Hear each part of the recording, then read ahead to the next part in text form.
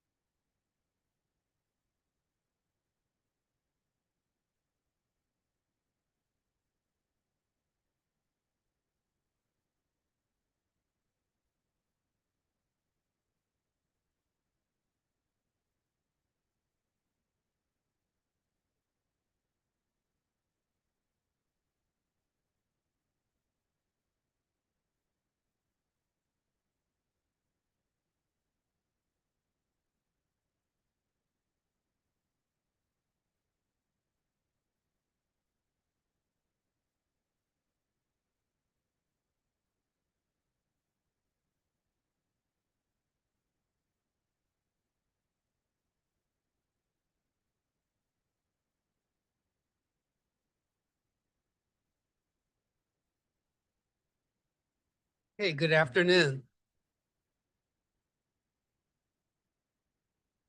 And welcome to the annual UCLA Anderson Forecast, Orange County Economic and Real Estate Outlook, in conjunction with our friends at UCI Merage School of Business, who's our co-host, and the Ziman Institute for Real Estate from UCLA, also our co-host.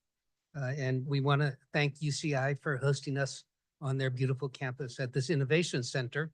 We have a great program today. We're going to start off with the economic forecast. For those of you who don't know me, I think most of you do, but I'm Jerry Nicholsberg. I'm the faculty director of the UCLA Anderson forecast. I'm going to be doing the California forecast, but we're going to lead off with Clement Bohr. Clement is a faculty member at Anderson, and he leads our US forecast team. Following me will be Mark Schneep. Mark is the president of the California forecast. He used to be on the faculty at another sister institution, UC Santa Barbara, and he focuses on county-wide economic forecasting.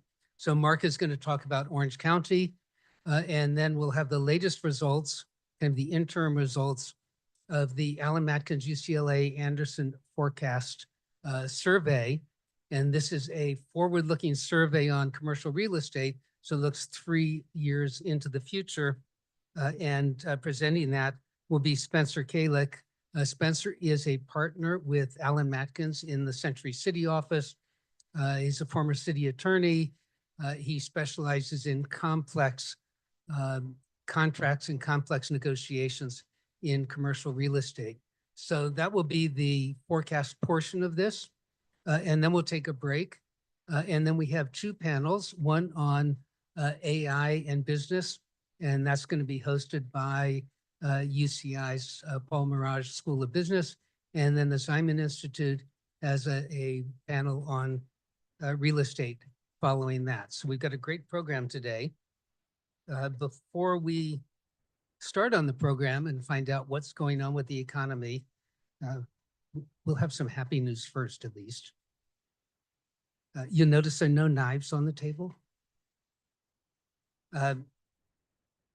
You know, our institutions are public institutions. Probably no surprise to anyone that that we couldn't put on these programs without the generous support of our sponsors. And I do want to take a moment to thank them.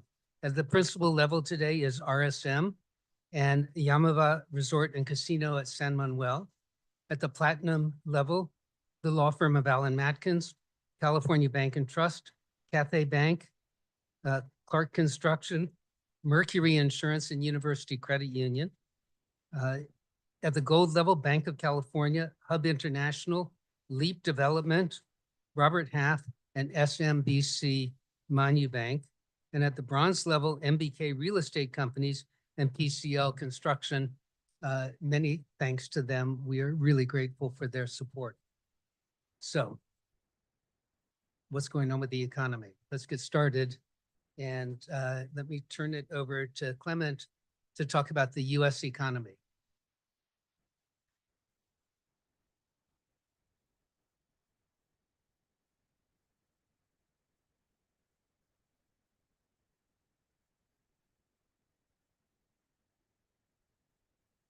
Okay.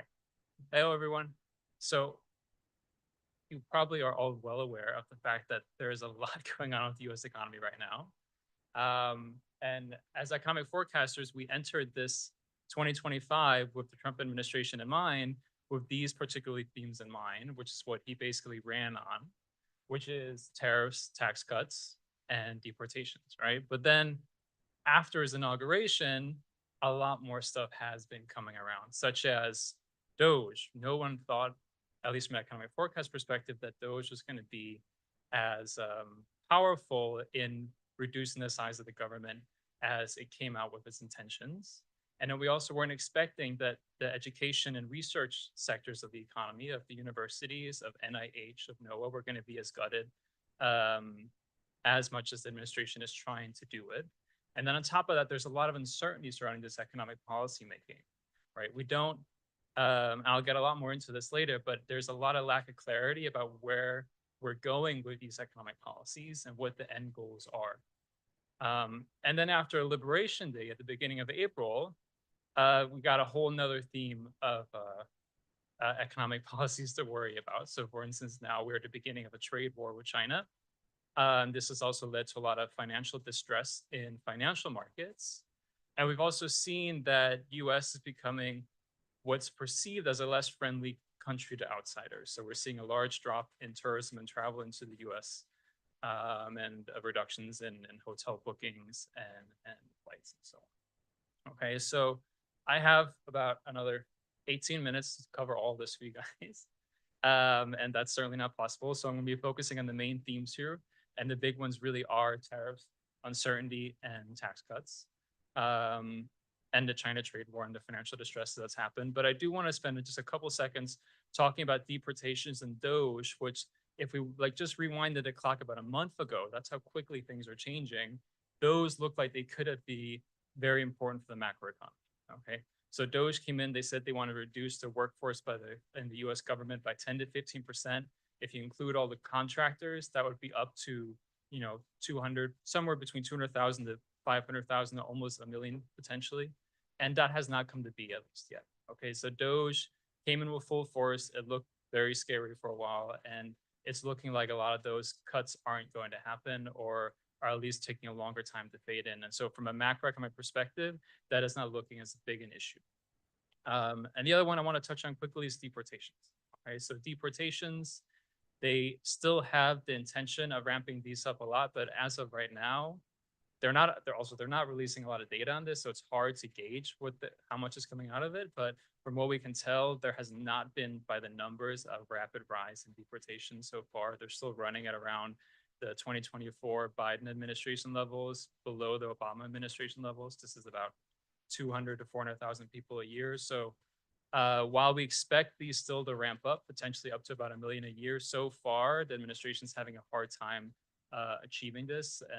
But again, they may uh, have more success in the future once they have more funding. So before I talk about tariffs and the China trade war, let me take a second to talk about the legislation that's being passed in the U.S. government right now, where the Republicans are trying to extend the tax cuts from their 2017 Tax Cuts and Jobs Act. And this to frame this discussion, what I'm showing you here is the U.S. government's debt as a percentage of its GDP since just before World War II. And as you can see, during World War II, this really spiked. We got up to 100% of debt as a percentage of GDP. And then since then, over the 20 years following that, it slowly came down. And then in the early 2000s, because of the financial crisis and then the COVID-19 pandemic, it started surging up. And now we're at around 100% of debt to GDP as well. So we're at very high levels of US debt. And under current law, which means that these tax cuts that they want to extend actually go away. This is the projection that the Congressional Budget Office puts out. Okay, so the deficits are so high right now. The debts are so high right now that just financing the U.S. government debt means that we need to take out more loans just to pay off the interest on those loans. And they're just going to gradually snowball and become larger and larger. Okay? So this is under current law what the stage looks like. And then we have some Republicans in Congress who want to, rather than trying to get this debt further down, they want to cut taxes further and potentially increase the deficit further. Okay, so we have two bills. The Congress and the Congress, the Senate and the House are working separately on two different versions of the tax bill that they then have to come together between. And the Senate bill allows for up to an additional $5.8 trillion in deficit increases over the next 10 years. It requires at least $4 billion in spending cuts. So that's a very small counter to those $5.8 trillion. Now, that's not saying that they don't want to find additional tax cuts, spending cuts to counter these tax cuts. They probably will, but at least they allow for up to $5.8 trillion. And then in the House bill, their bill allows for up to $2.8 trillion in deficit increases over the next 10 years. So you have $4.8 trillion in tax cuts, but they do say they do want to find $2 trillion in spending. Right? So suppose like we went with the Senate bill here. If that was passed and we didn't find any spending cuts to counter that, these deficits and the debt to GDP would just blow through the roof above 200% over the next 20 years. Okay. Now, that's not to say we're going to be on this red line, because the Republicans may not be able to pass anything, in which case we'd be on the blue line, which is overlapping with just the top of the purple there. So the point is also to say that there's a lot of uncertainty here. We don't really know what is going to happen. The Republicans have a very slim majority. They have people that don't want to raise deficits and the debt at all any further. They also have people who don't want to cut any spending cuts to Medicaid, which is the main source of spending cuts that they can find. And so they're trying to go big. They're trying to put in a big tax cut package, but they don't really have a large majority to do that easily. And so it's very unclear whether we're going to have a more extreme scenario where we're going to get a large increase in our US debt to GDP that's already rising a lot, or something that's more continuing along the unsustainable path that we're on right now. But one thing you're not seeing is a drastic measure to actually get this debt down. So that's all I had to say for that. Turning to tariffs here, I'm just giving you an overview of the key tariff announcements and impositions that we had over the last 3 months. So what you can see here is that beginning in February, we had the 10% on China. Then in March, we had an additional 10% on China, along with the 25% on Canada and Mexico. Then some of those goods under Canada and Mexico were excluded. We then had the steel and aluminum tariffs. Then later on, we had automobile tariffs. And then in April, come Liberation Day, we had the massive increase in the tariff rate from the reciprocal tariffs across the world, which were then immediately paused. We then got an additional 115% on China, which led us to a total tariff rate on about 145%, depending on the good we're looking at. Right? So before we even get to the extremity of these tariff rates, let's just talk for a minute about what these tariffs are going to do, because tariffs from an economic perspective is something we actually understand very well, and with very good empirical evidence of what they're going to do. And so here I'm showing you a nice analysis from the University of Wisconsin of the Bush steel tariffs back in the early 2000s. This was a very clean experiment. What we had there was the George Bush imposed tariffs on the steel industry to protect it and boost that industry. There was no retaliatory tariffs. There were no tariffs on any other industry. And these tariffs were removed a couple years later after a dispute with the World Trade Organization. Right? And what you see here is that because of those large increases in costs from the tariffs on steel, which made steel more expensive, all the other manufacturing industries which relied on steel, which is a crucial intermediate input in most manufacturing, we saw a large decline in exports because these other industries became less competitive. They had to raise their prices themselves and became less competitive in the world market.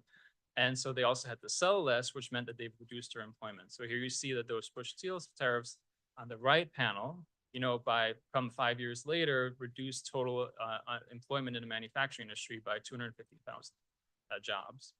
There was a similar analysis done during the 2018 Trump steel tariffs. And there they found that those led to about 70,000 workers, jobs lost. And then the question is, well, how many jobs were gained, to compensate for that? The point is to protect the steel industry and have that sector grow. We gained about 1,000 jobs. So it just doesn't compare relative to the amount of jobs that we lost from these tariffs. Okay? So right now, these tariffs were just imposed and we're trying to gauge their impacts. We understand what the impacts are going to be, but it's the real time and the hard data comes slowly. And so one of the good real-time measures we have about what's to come over the next couple of months come from the different Federal Reserves, which surveyed manufacturing firms, and they asked both here in the 3 different colored lines, their capital expenditures over the next 6 months, their new orders that they've received for the coming 6 months, and their employment changes over the next 6 months. This is a diffusion index, which means that it's a difference between the amount of firms that say that they're increasing these measures, the difference with the amount that are reducing them. And so all you have to take away from this is that, up is good and down is bad, okay? And what you see is that coming from 23 to 24, all these different measures of employment, orders coming in, and investment expenditures were gradually rising. It looked like we were about going towards a new good, super cycle in manufacturing. Things were looking very rosy for the U.S. economy. But then over the last couple of months, this is coming crashing down, right? So this is to say that, we have already it's showing from the manufacturing sector that we're seeing large drops to come in investment expenditures, in new orders, and in employment in these industries. Now, the China trade war is a completely different beast relative to regular tariff policy, right? Because here the tariffs are so large, 145%, for a lot of goods, that it basically just means a complete stop in trade with China on a lot of these goods. So rather than say tariffs make these goods more expensive, it's just a decoupling in trade from a lot of the Chinese industries, right? And why this is so damaging is what I'm trying to show you in the left figure here, which shows you of the different goods we import from China, how much we rely unilaterally on China for those goods, right? And so for instance, if you look at all the way to the left, those are goods that we don't rely very much in China from. So say the very left-hand bar, it says we import 10% of the goods we import from China. We don't really rely on China at all. We can import it from a lot of other places. China is a very small market share of our imports. But the worrying part is that there's a lot of mass, there's a lot of tall bars over to the right, which shows you that for a lot of the industries that we import goods from China, and a lot of the goods we import from there, we only get from China or almost only get from China, which means that once these trades stop, we can't easily just find and buy these goods and produce them from other sources, which means we're going to have shortages. We're going to have disruptions in trade and in the supply chains. We're going to have empty shelves. And how long is this going to take? Well, it takes about 1 to 2 months to ship these goods from China, then another 10 days or so to transport them across the US. And then firms have built up a lot of inventory that needs to unwind. So it's going to take at least around 2 months. So we're not really going to feel this tariff policy, which was implemented now about 3 weeks ago, until say June, middle of June, maybe July. So, but on the other hand, if we don't do anything until then, and then we see the pain it's causing, and then the policy is reversed, it's going to take another couple months to reverse it, right? Because we can't just snap our hands and get the goods coming immediately. It's going to then take another 2 months to then start producing these goods, trading them, and bringing them back into the U.S. again. Now, one part that is being impacted right now, of course, are our goods that are being exported to China because they have put retaliatory tariffs on us, right? So we're already seeing a lot of the agricultural industry and other materials that we export there going through a lot of pain because China's a very big market and they can't easily replace such a large market for their goods once it just disappears. Another thing to note about this economic policymaking, and in particular the tariff economic policymaking, is the lack of clarity and the uncertainty surrounding all of it. And to show you that, what I have in the figure on the right here is a measure of economic policy uncertainty, specifically for fiscal policy, regulation, and trade policy. That's produced by researchers at Stanford and Northwestern. And what you see is that it's basically just blown through the roof in 2025, especially the trade policy index, which usually is centered around 100, has shot up to about 6,000, which is levels has never even come close to before. And it's actually levels where it kind of loses all meaning. And you know, why is this the case? Well, for one thing, the tariffs are constantly changing almost by the day. In fact, there was a new tariff announcement today, which is that some of these the tariffs on the auto sector for steel and for other inputs are not all going to stack. They're only going to have the 25% tariff. So that's a lowering in the tariff rate on autos and their parts. So the tariffs are changing day by day. We also have no clear end goal with this tariff policy, right? Like we have large overtures to various goals of administration, but it's not clear at what tariff rates we want to end up. It's not clear at what tariffs who we want to tariff in the end. And also in these trade deals that they're now trying to discuss with other countries, the US can't really make any credible trade commitment, right? Because the Canada and Mexico made a trade deal with the US, and the US reversed course and said, never mind, we're not gonna, hold ourselves to this trade policy or trade deal that we made with you under the USMCA in 2019. So, all the countries are worried that whatever trade deal they're gonna make with us isn't really gonna hold, because the administration could always just change their mind at any day. We also don't really have any credible trade threat, right? So you may say, well, what's the point of what do you mean no credible trade threat? What I mean is that it's not very likely that the administration is going to impose these tariffs again after 90 days, because the reason why they took them off was because the financial markets were becoming very distressed, that they actually had to remove them because there was a worry about a larger financial crisis happening, right? They didn't remove them to negotiate with the others. They removed them because they essentially had to remove them. And so other countries also don't necessarily believe that these tariffs will be reimposed because of what happened the last time they were attempted to be imposed. 90 trade deals in 90 days. Usually one trade deal takes about 1.5 years, and then another couple of years to implement after it's negotiated. So it's very, we don't really understand how this is going to work. And then there's the legality of these tariffs. President Trump used the International Economic Emergency Powers Act to push these through. This legislation was done under the fact that the economic emergency was a trade deficit. We've had trade deficits for about 4 decades, so we don't really know whether it's an economic emergency. There's nothing in this act which actually says that they can use tariffs. So it's not really sure that we can use tariffs under this act. And then there's also the major questions doctrine, which is a doctrine that the Supreme Court has used to, reject other large economic policies that were done by executive order over the past couple of years. So there's a lot of uncertainty surrounding this, right? And one of the main consequences of this uncertainty is that the financial markets are also not behaving normally. So usually when you go into a recession, what you see is a large crash or drop in the stock market, which I'm showing you on the left.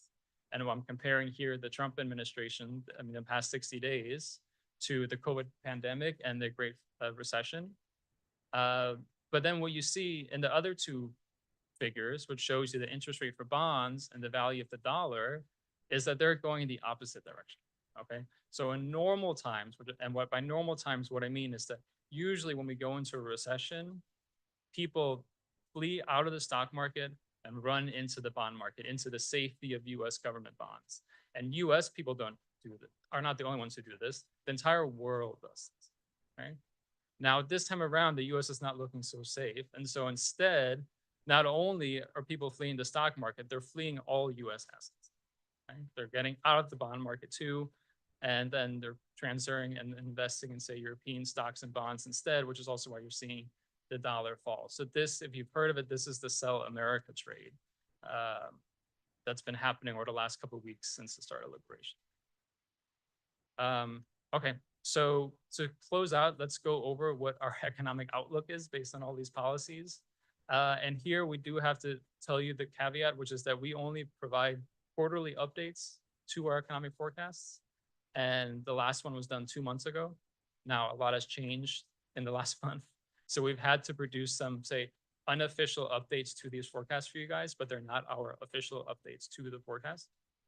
And so what I'm showing you here, the yellow is the previous forecast we had, and the dashed line in this case, the black line is going to be the unofficial forecast, which is a good indication of what we're going to, update our forecast with over the next month or two.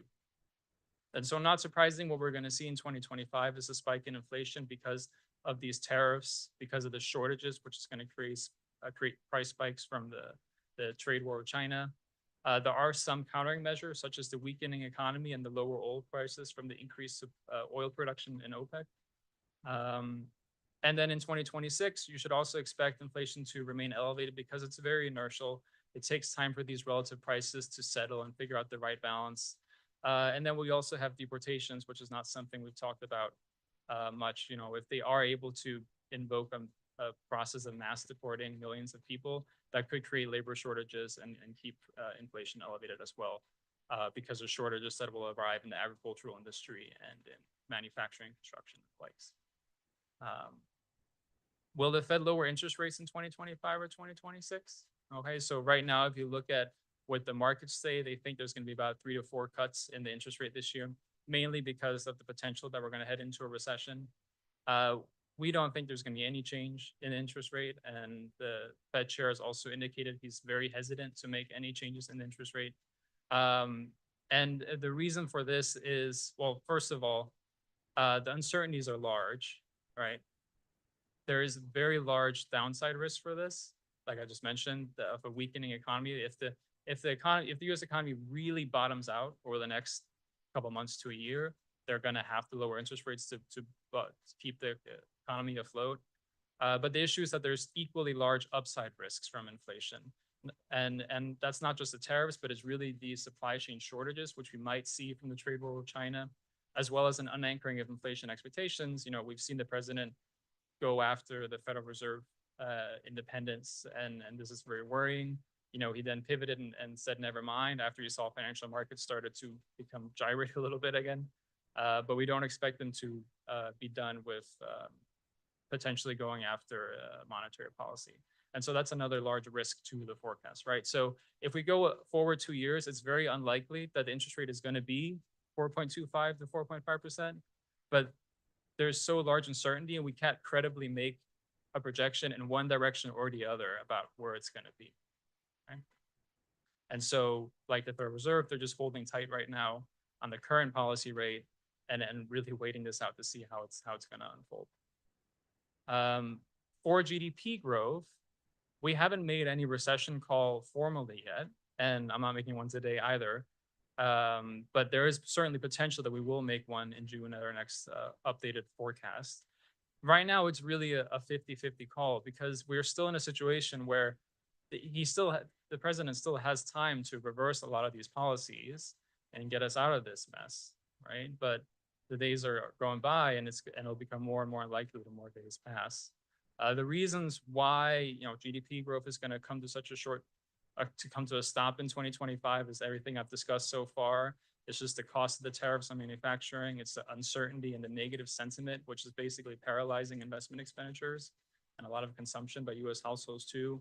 It's the wealth reduction in the stock market. We've got trillions wiped out in wealth. And so that's going to reduce households' consumption when they all pour. And then we have the China trade war on top of that. In the longer term, there is downsides such as deportations and immigration, which means the population and labor supply is going to grow more slowly. But we also have upsides such as artificial intelligence, things to look forward to in the future that could really boost growth in ways we haven't seen in a long time. But yeah, so I'm well over time. But just to conclude is that, you know, we enter 2025 in great shape, but now we're in a trade war with China and things aren't looking too good. And the uncertainties are really huge. You know, things could turn out much better or much, much worse. So thank you.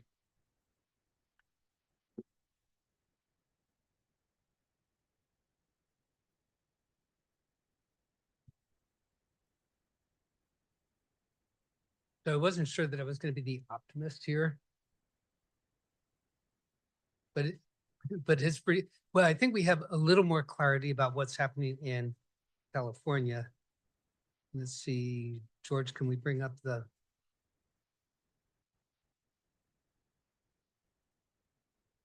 Can we get the California slides up? There. Okay, so I've entitled this Some Worrying Signs, maybe lots of worrying signs. And what Clement has just talked about are two things that are really important for California. When I say that, you know, there's going to be some clarity, you know, as we drill down sector by sector, I think we, you know, we'll have a pretty good idea of which direction California is going. And so you see trade wars and deportations. The picture on the right-hand side is a mass deportation that happened in the 1950s here in California, mostly Mexican nationals who were agricultural workers. A big difference for California at the time and for the US was that these folks were deported, 1.3 million. Then they were given temporary work papers, and we do have a way to do that today in the law. We have visas that we can offer for seasonal workers, for example, and they came right back. That does not seem to be the case today. So what we're going to do is we're going to look at GDP. That's a good measure of economic activity. And we're going to look at that across states. You know, the governor just came out and talked about GDP in California and compared it to other countries. But those are kind of measured in different ways, a state or a province versus a country. But when you compare across states, you get like-to-like comparisons. Look at how California is doing and see if there's any indication of where California will be going. And then look at employment, drill down on sectors, and that's going to lead to the California outlook. So let's turn to GDP. The graph that you see on the left is real GDP growth, so adjusted for inflation, from the fourth quarter of 2023 to the second quarter of 2024. And these are the large states. It's the 22 largest states in the US. Those are the ones that actually comprise GDP. You know, so if Delaware or North Dakota grew at 10%, you'd never see it in the numbers because they're just so small, and 10% would be an outstanding and kind of unbelievable rate of growth. But here, these are the states that matter. And over this period of time, all the way on the left is California, and all the way on the right is the US. These are the states that grew faster than the US. And California was the fastest growing state. And that's been the case for the last 20 years. That gold bar there for California sometimes is a little more to the right. Sometimes it's where it is in this picture, but California has outperformed the US. But if you look at the table on the right-hand side, this is 2024 real GDP growth. And the reason why that gold bar in the chart is all the way over to the left is the first quarter of 2024, where California grew at 6.3%. Then it grew in the next two quarters, the same as the US. And the last quarter of the year, which is the last time we have data, is at 1.4% compared to 2.4% for the US. So we've got slowing economic growth in the state. And if we look at the unemployment rate for March, and that's the latest data we have, 5.3% for California, 4.2% for the US. So there's 1.1 percentage points difference between California and the US. About 0.3 of a percentage point is due to the fact that California is a more entrepreneurial state. It's a younger state, And that just generates higher unemployment because you have more churn in the labor force. So that leaves us with about 0.8% to explain. And so to do that, the first thing we want to do is look at the two measures that we have of employment. The top line here, the blue line, is from what's called the household survey or the survey of households. It is a measure of the number of people employed in California by their residents. So a remote worker who's living in Boise and working in San Francisco is not there in the blue line because their residence is not in California. They're in the Idaho labor force. They're counted as being employed in Idaho. And then the red line is payroll employment. So this is number of jobs, and this is by where people work. And you notice the difference between the lines. So independent contractors, gig workers, farm workers, they're not in the red line, they're in the blue line. And what's in the red line, but not in the blue line, are these remote workers. Also undocumented who presented documents when they were employed. And so they're reported to the state as being payroll employees with concomitant payroll taxes. What you notice in this graph is that the red line, which is payroll jobs, and that's actually a better survey. It's a larger survey and a more accurate survey, is above the previous pre-pandemic peak, and the blue line is not. But the patterns of the two are very similar. And so if you look over on the right-hand side, you see that you're getting very little growth in employment. So let's break that down historically and see, well, that 1.1%, how common is that?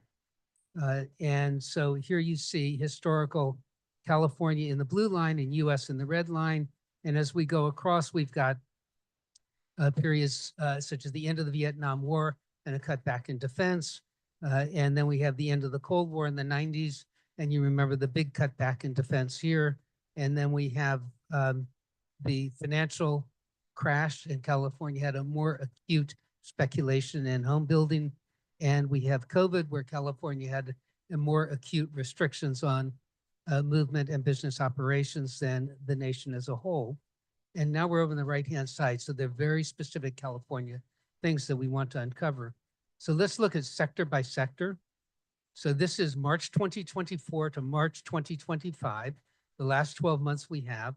And if you look over on the right, those are the negatives, and you have tech and durable goods manufacturing, construction, finance. And if you look all the way over on the left, what you have is healthcare and social services. You have education and government. Those are the big drivers over the last 12 months. Now let's annotate this chart with what are these policies that Clement talked about going to do sector by sector. And so, here we have immigration. Then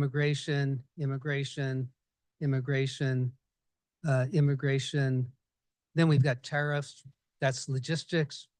And then we have tariffs on retail, and then immigration on healthcare. And we know the government's not going to be growing. So where are we going to get growth in California? If all of these sectors, and in particular, the sectors that have given us growth in the last 12 months are not going to be growing this year, where's the growth going to come from? And the answer is, if we get it, it's going to be durable goods manufacturing. It is going to be tech, and it's going to be finance, and maybe construction. And so we want to dig into kind of all of these, plus logistics, which is going to be affected by the trade wars. Oh, we've got another tariff there for wholesale trade. So turning to manufacturing, this is real manufacturing output, and it goes from 2018 to 2024. Manufacturing in California increased 14% over that period of time, but you see the last four blocks, which are 2024, are lower than 2023. And part of that is the closure of some factories, mostly tech factories up in the Bay Area, some in the Inland Empire. However, because of the CHIPS Act and the Inflation Reduction Act, we have quite a few new factories that are in construction today. including, by the way, a large Tesla energy storage factory that is being built in Lathrop. Even though we hear about Tesla's moving everything to Texas, it's actually growing quite a bit here. And so, that's kind of true across the board. So we're expecting this to increase. And the other element of this that is important is that aerospace, both space, commercial space, as well as military, and aircraft are due to grow in the next year. And Boeing is going to expand their production rate. Airbus is going to expand its production rate. And while we don't assemble those airplanes here in Southern California, we do make the important components for them. So manufacturing is due to grow. How much? As you heard in the US forecast, firms are taking a wait and see attitude. So in 2026, we expect growth. 2025, yes, but maybe not so much. Let's turn to tech. And what you see in this graph is professional, scientific, and technical services employment. And you see it grows, it peaks, and then you get all those layoffs that we heard about in the press. But it's pretty much flattened out. And if you look at just computer tech, it looks pretty much the same. It isn't going anywhere right now. What we have seen is that companies are laying off some traditional tech workers, and at the same time, they're hiring people who have skills in developing AI. And so we've got kind of a balance right now, and it hasn't really started to grow.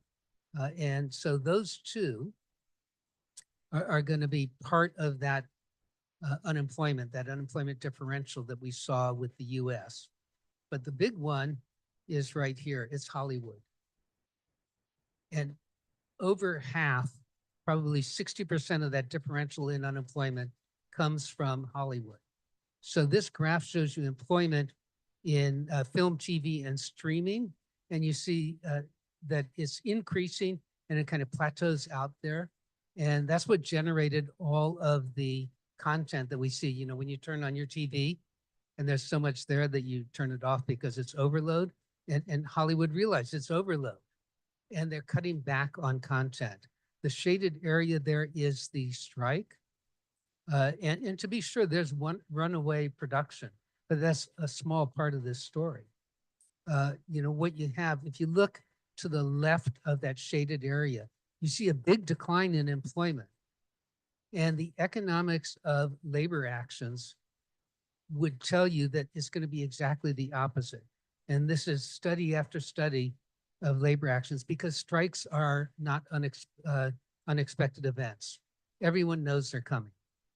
And usually you get more activity prior to the strike. Workers want to build up their savings. Employers want to build up their inventory. You don't see that here. So this is a very unusual strike.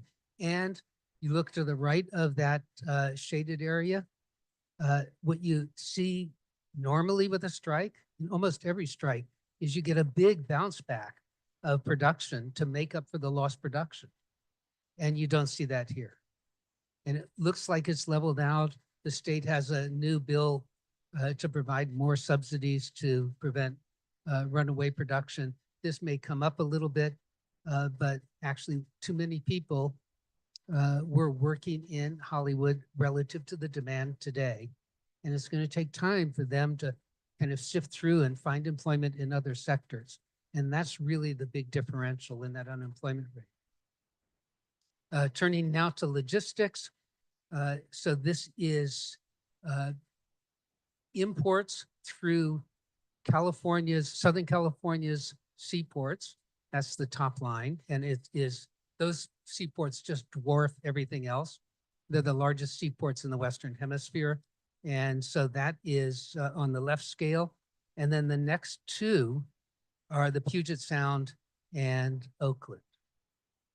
And just focusing on the big ports here, went up to record levels. This is trying to get goods in before the tariffs.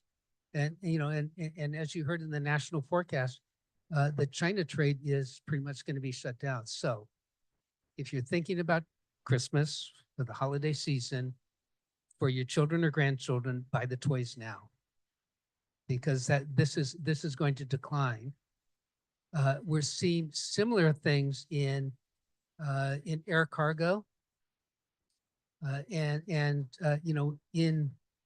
air cargo, not only do we have the tariffs, but as we just saw, foreign tourists aren't coming to the US, and that means there's not belly cargo space. So there's a capacity constraint there as well. So logistics, we have just flatlining, not declining, but not actually contributing to growth in California. And here's the air cargo, and you can see it on the left-hand side. That's the international air cargo, and the reason why that flattened out was a lack of flights. And we have fewer flights from Canada. We have fewer flights from China. We have 83 flights into the U.S. This is the U.S. total from China today. Pre-pandemic, we had 300. So all of that cargo capacity is gone. And what is really kind of troubling is on the right-hand side, this is domestic air cargo through all of California's airports, and it's been declining. So all of these are signs that we've got a weakening in the California economy. Now let's turn to housing. Left-hand side is sales of existing single-family housing in the state of California at depression levels and not going anywhere. The right-hand side is the median home price, and it is at record levels. And when you have limited inventory, as we have today, and high prices, that should lead to a building boom. And we're going to hear more about that later. And also that limited inventory, we lost housing in December and January because of the wildfires. So we have a smaller housing stock today in the state than we had in the 1st of December. Okay. So you'd think there'd be a building boom, but look at the right-hand side. These are permits for new residential construction. These are number of units, so it includes multifamily, counting each unit in the multifamily, and it isn't going anywhere. So there are a number of reasons, but one is the uncertainty we've been talking about, that we have high interest rates. Where are they going? Up or down? Increased inflation means up. And so interest rates might be higher. Mortgage interest rates might be higher by the time you get in a position to sell a new unit that you built. And also your carrying costs are going to be higher right now. We have uncertainty about the cost of building materials. And so we're not seeing that building. But another thing that is happening here, and this is, particularly worrisome with the rebuilding from the wildfires, is on the left-hand side, except for the speculative building boom, we have high levels of employment in residential construction. This counts some undocumented workers. It doesn't count a lot of undocumented workers. And so deportations is going to affect this. And so that is kind of another factor in keeping construction from growing. Now, there are troubled housing markets across the US. Austin, for example, home prices are going down. Nationally, on average, home prices are very weak. And so construction workers could be coming from Austin and Houston and Dallas and Salt Lake City and so on to California to build homes. But right now we have no indication that that's going to happen. Couple more worrying signs. Education, that was one of the areas where we had employment growth in 2024, but we have a declining population of school-age children in the state. With deportations, that number goes down. So don't look for any increase in education. And on the right-hand side is gig workers. And so two things have happened there. One is we're having less delivered today than we did during the pandemic. So we had more gig workers than we needed. And then the second thing that's happened is that California has moved a number of gig workers into regular payroll employees, which means they cost more to the companies. And so the companies will be hiring fewer of them. So neither of these are going to be growth areas. So that brings me to this question. With all of that and all that you heard on the US, how do we make a forecast? So I looked around to find someone who was really smart and had no political leanings to ask this question. And you might think that I couldn't find one, but I could. And I asked the question, and here is the answer I got.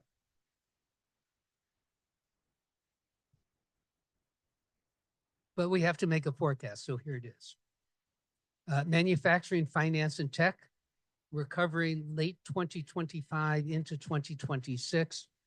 Agriculture and construction, hard to say. It really matters what happens with the labor force. Slower growth in 2025 and early 2026, accelerating thereafter. And that was our last forecast in March. But we have all of the risks to the forecast that you've heard so far. So let me give you some numbers and tell you where this is going. Unemployment rate we had going up to 5.9%. When we release our next forecast in June, it's going to be in the 6%. 6.5, maybe higher.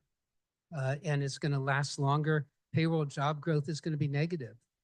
Right? All of the signs are here for California having 3, possibly 4 quarters of negative employment growth.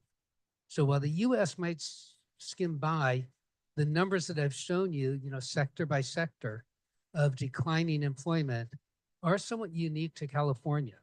The US has been adding jobs, California not so much. And those trends look like they're going to continue into these headwinds that we've just been seeing. So that's some clarity. It's not great, but but at least all the data seems to be lining up for negative growth over the next 3 quarters. But to leave you on a high note, but it's California. And with that, let's drill down on Orange County, and let me invite Mark Schneep up here.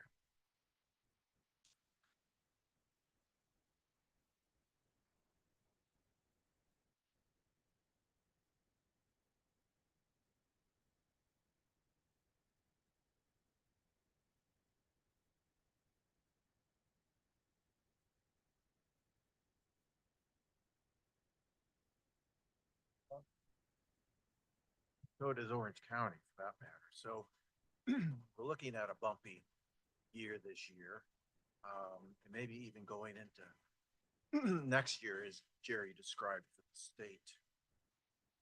Now, let me start off with a sort of a quiz. It's the only one today, but it really kind of gets to how you are reading the economy of Orange County right now. So, and again, it's just this year.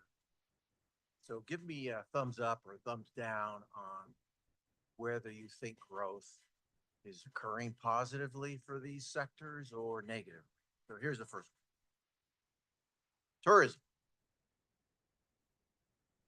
Everybody's down. Okay. Well, so am I. All right. How about manufacturing? Okay. Down, eh? Nobody wants to raise their hand. A lot of downers. Okay, one upper. Okay, I have it sort of a push, and I'll talk about that. All right. What about technology? Tech. Up. Up. Everybody says up? No. All right. Here, a couple more. Healthcare. Yeah, that was an easy one. Oh, and then new development. Down, really? Well, that's one of the saving graces here of well, your engine is positive there. And then finally, existing housing market. Jerry gave away the punchline on that. Okay, so but this is my agenda today. So we'll cover all of these sectors and talk about why they're going the way they are here. Here's the quick summary. we only have 3 industries in the entire labor market that are really adding to employment gains right now. Jerry talked about that with California. I'll talk about that a little bit. Tourism is off a bit. It's not down significantly. In fact, there's some saving grace about tourism, but it's very vulnerable this year. Office market is much better than expected. The industrial market is worse than expected. Healthcare sailing along, and the development environment, it may be actually carrying a lot of the growth for the local economy right now. Okay, I'll hit on that a little bit. But the two surprising issues are the labor markets, how much they've weakened here, because that's unusual for Orange County, and then the industrial market as well, which has been a has showed significant strength in the last several years, ever since the pandemic. So we'll talk about that a little bit too. Now, what happened in 2024? Just real quickly, the book that we put out every year, and you have access now to the new edition, so download that. But we wrote in it that, again, about 2024, that the current year will remain challenging for the regional economy, Orange County, because inflation and interest rates have not normalized, and they are impacting consumer and business decisions, which can slow spending, can slow investment, travel, hire. Okay. And they pretty much did last year, although it wasn't just up to inflation and interest rates. There were other issues that kind of got in the way as well. We went on to say, with statewide growth forecast to remain positive and to eclipse the growth of U.S. employment and output, that the region's economy would also move in sync with the state's economy, or even more so. Okay. So now, did that happen? Let's take a look. Here's a GDP for California, our gross state product. All right, it's the percentage changes from year to year. And then here's the equivalent for the regional economy, Orange County. You can see they do move in sync, very close, but they didn't move in sync last year. There was kind of a divergence that occurred. And normally that divergence, would tend to show that Orange County is actually hanging in there while California stumbles a little bit, but that wasn't the case. So we've talked about the status of most of these markets already.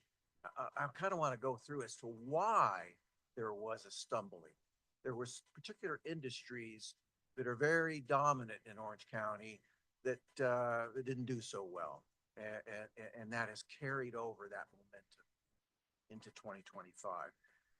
Real quick, on the office market, the reason that doing better than expected is because it's improving, believe it or not. And the industrial market is doing worse than expected because it's weakening, right? And the other ones I've pretty much hit on already. So let's talk about that. Industrial market. So the industrial market, it's had a prolific amount of supply that's come on the market here in Orange County over the last 3 or 4 years, okay?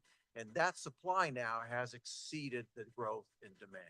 This demand growth has kind of ebbed and flowed, and now it's slowing down, all right? We've seen sharply rising vacancy in the industrial market, and even lease rates having to be lowered in order to attract more demand. So we've had this surge in supply. We've had demand that is subject to downsizing by firms, not releasing when expirations occur in the lease market, even some defections. I'll talk about that real quickly. And the office market is just the opposite. Demand growth is slowly rising. And since there's no supply increases, you're only going to get positive net absorption and utilization of the space, which is causing higher utilization. The vacancies are going down. Rebound in lease rates has occurred over the last 4 or 5 quarters, right? So just the opposite is occurring in that market. Here's the office market, and here is the availability and the vacancy rate. Okay, it's 12.2 on vacancy, about 16 on availability, and those have improved over the last year in a meaningful way. Let's see how that compares with some of the broader markets around California. And this is looking at Class A and B, because then I can do the comparison.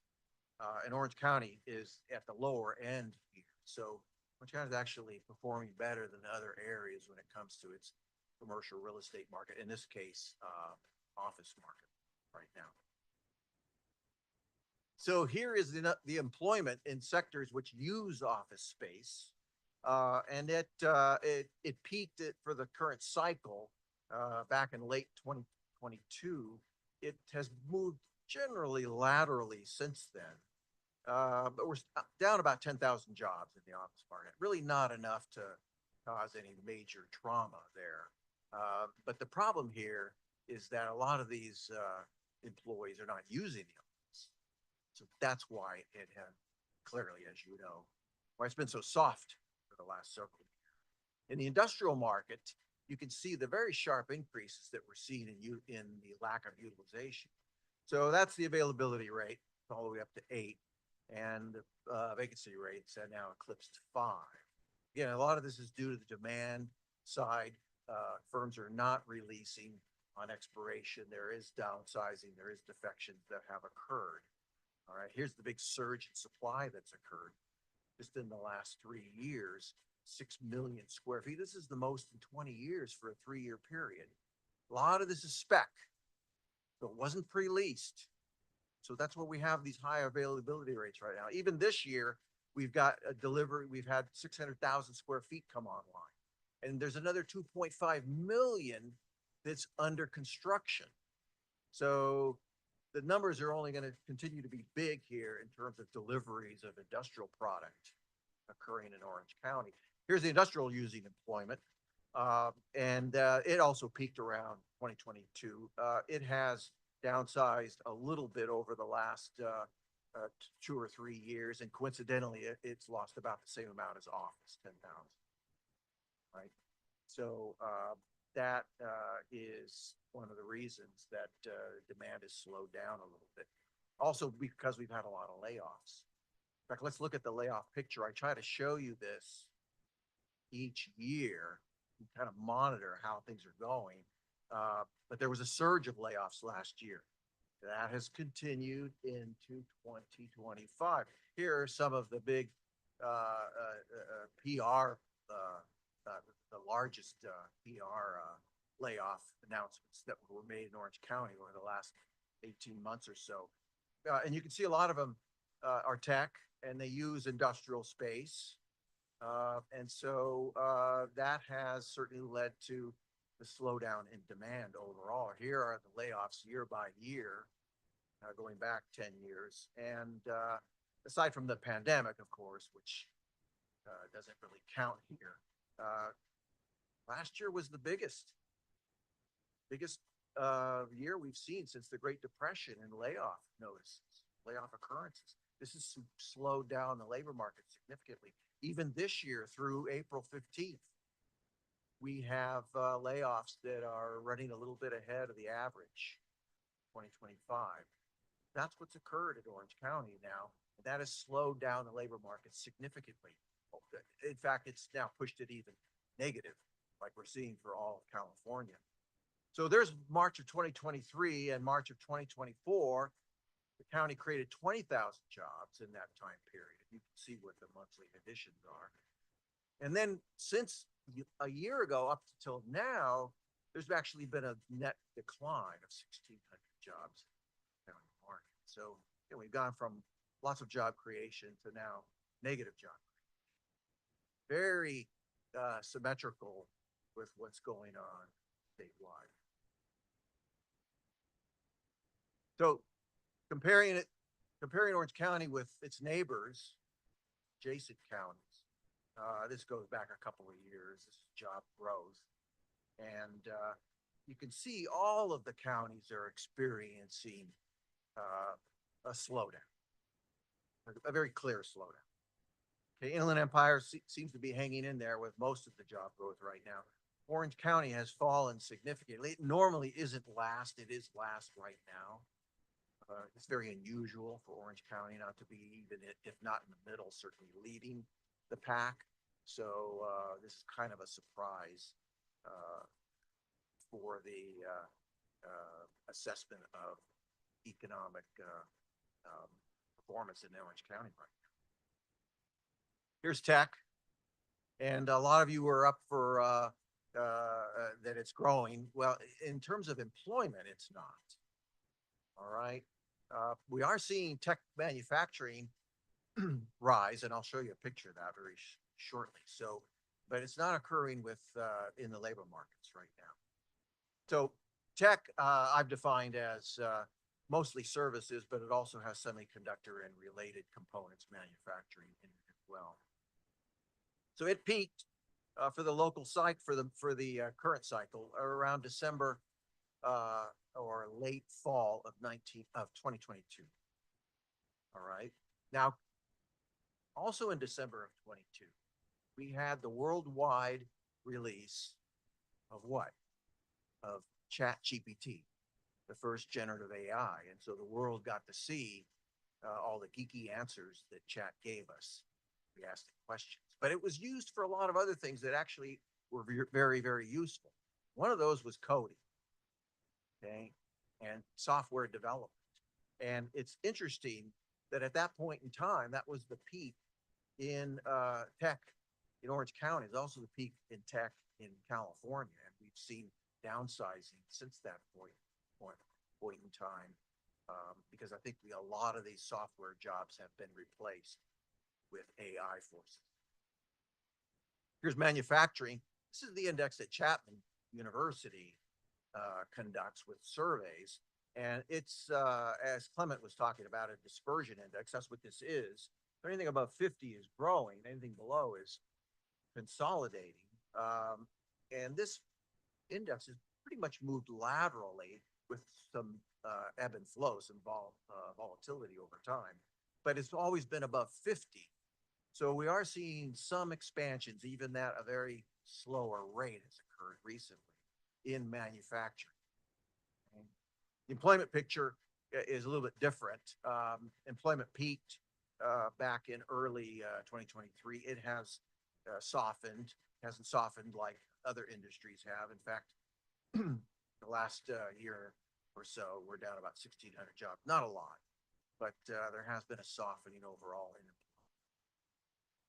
And so you can see some of the main industries which have contributed to the labor markets historically are not anymore. All right. Healthcare is one that has continued, and it has been the leading sector of growth in Orange County. And a lot of that has to do with a lot of the facilities that have been built recently and which have been staffed, creating new employment opportunities. And of course, one of the biggest ones is the new UCI campus. All right, most of which is open now, but there's still one major component that isn't quite ready. It will open and create another 1,000 jobs in healthcare when the hospital is ready. I think they have it scheduled for the end of 2025. Let me talk a little bit about tourism. We are not seeing in Orange County, in fact, not seeing much of it in California yet. However, it's still early in the year, a decline in overall utilization of hotel and motel industry. All right. In fact, it's been interesting to note that, Orange County is hanging in there with between 70 and 80% rates of utilization in the hotel market. And that's as late as March. So we got pretty recent data here. And that's even despite all the new hotel stock that has been added to the inventory in Orange County. It hasn't been a lot in recent years, but nevertheless, there's still a lot of hotels that have come online, and they still come online at the rate of anywhere between 200 and 500 or 600 rooms per year.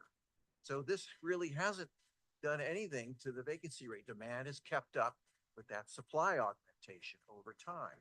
And then, of course, every year I look at the attendance at Disneyland, because that tends to be a real indicator of overall tourism, not only in Orange County, but in the state of California.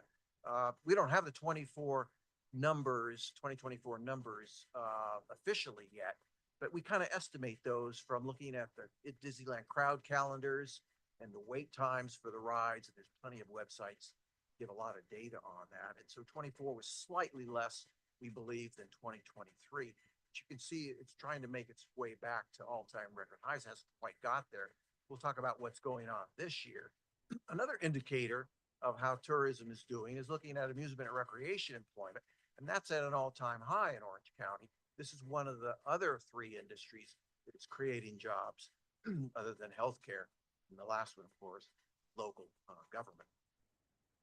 So we're looking at the arrivals of Canadians, because that has been in the news a lot about how Canadians are a little bit perturbed over Trump and his 51st state rhetoric. All right. And so we have seen a decline overall in Canadians using the United States as a destination for tourism. And that's also, of course, included California. So there has been a diminishment overall in arriving Canadians into California. It's about 12%. All right, at least so far through March. So we don't know if this is going to accelerate. That's an uncertainty. You've heard a lot of that today, but it's only down 12% at this point in time. Now, Canadians make up 26% of all international visitors to Disneyland. Okay, and the international visitors only make up 23% of them. So when you do the math, it comes out to be about 5%, 6% of visitors to Disneyland are Canadians. And then if you decline that by 12% so far, and if it stays that way, you're down only about 1% just from Canada alone. But we don't know how that's going to stack up with other countries. And we know that Chinese visitors are also down this year. All right. But Disneyland has launched another campaign to discount Southern California residents.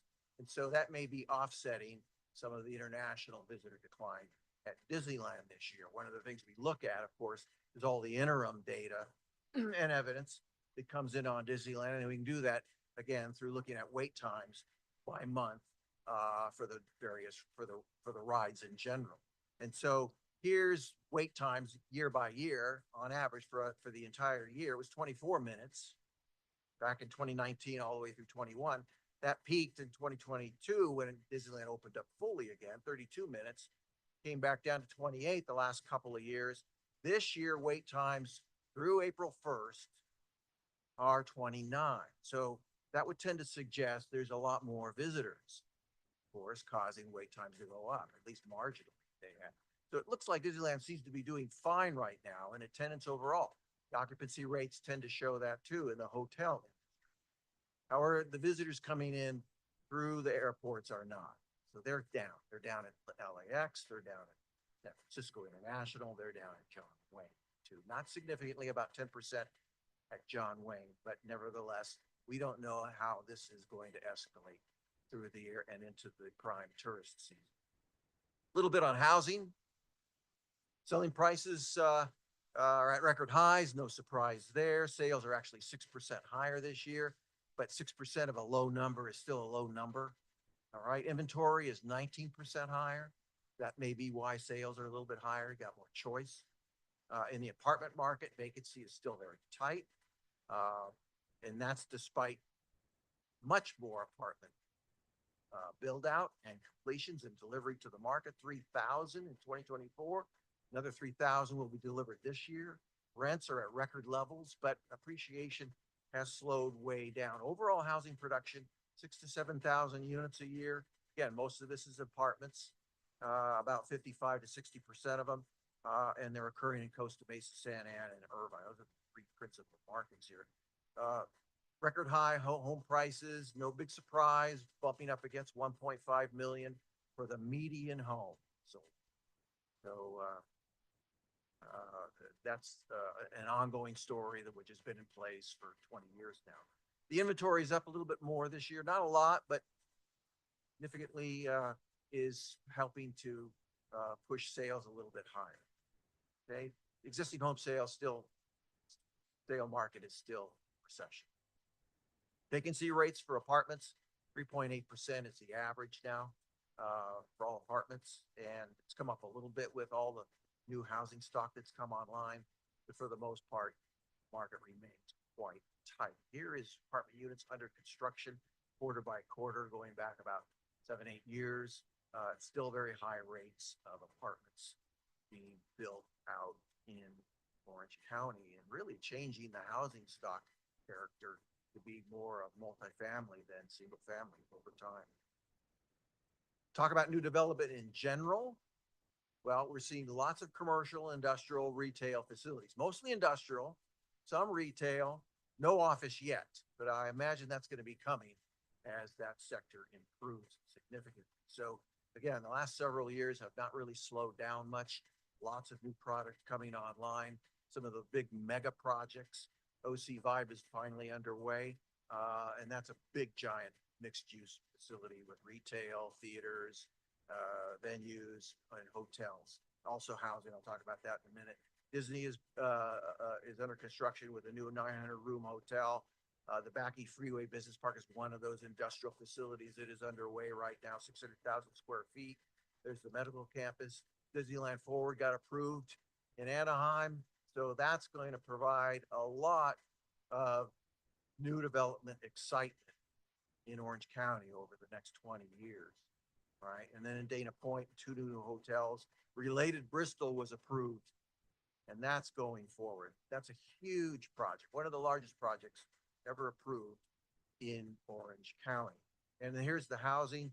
You could just take a look at some of the months of units that are going in right now. A lot of these are underway at the moment, or they will start at the end of this year or beginning of 2026. There are some projects that have been held up due to the uncertainty of building products, like Jerry mentioned, and the tariff structures and how that's all going to work out.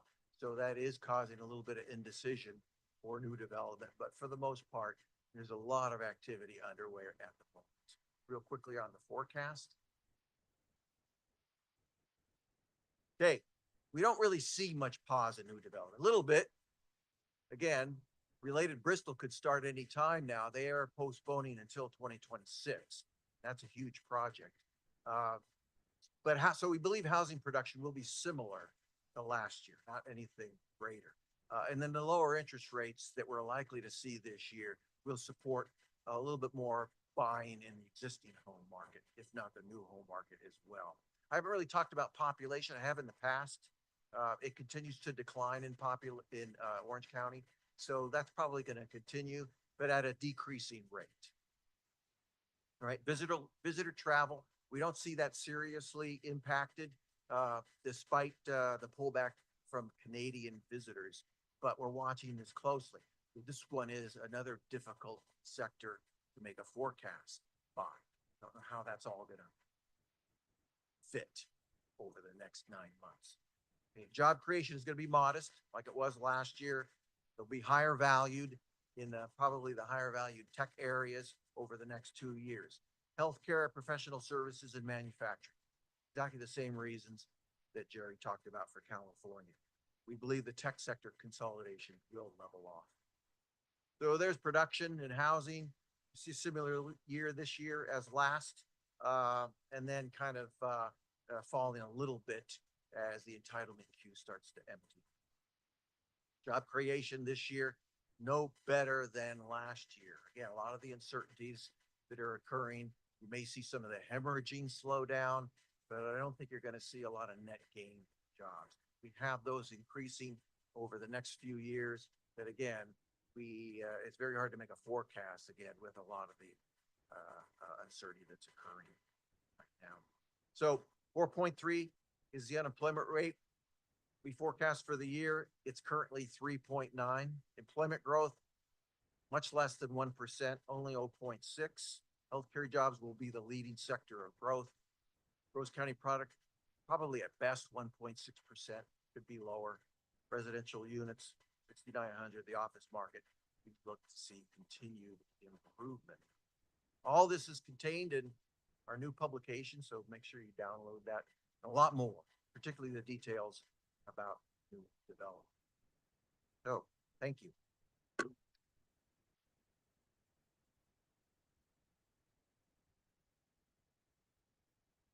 Thank you, Mark.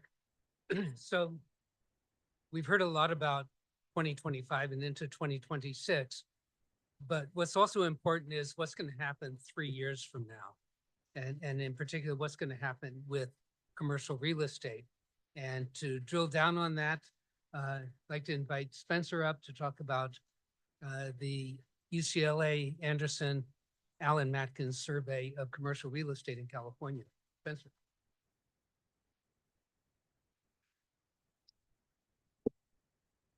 You don't have to clap. You're just clapping because you hope I'm quick about this because you've been sitting and being talked to by economists here.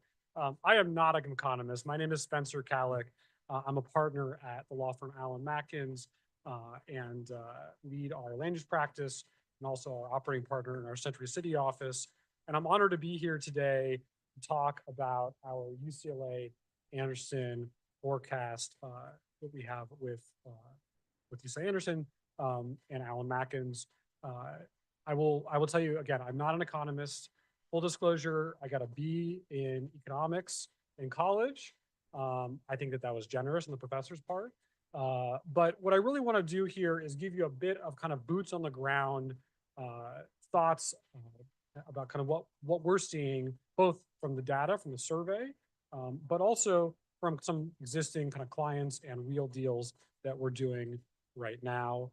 I got to thank people before I do that real quickly. I want to thank Jerry and the forecast team.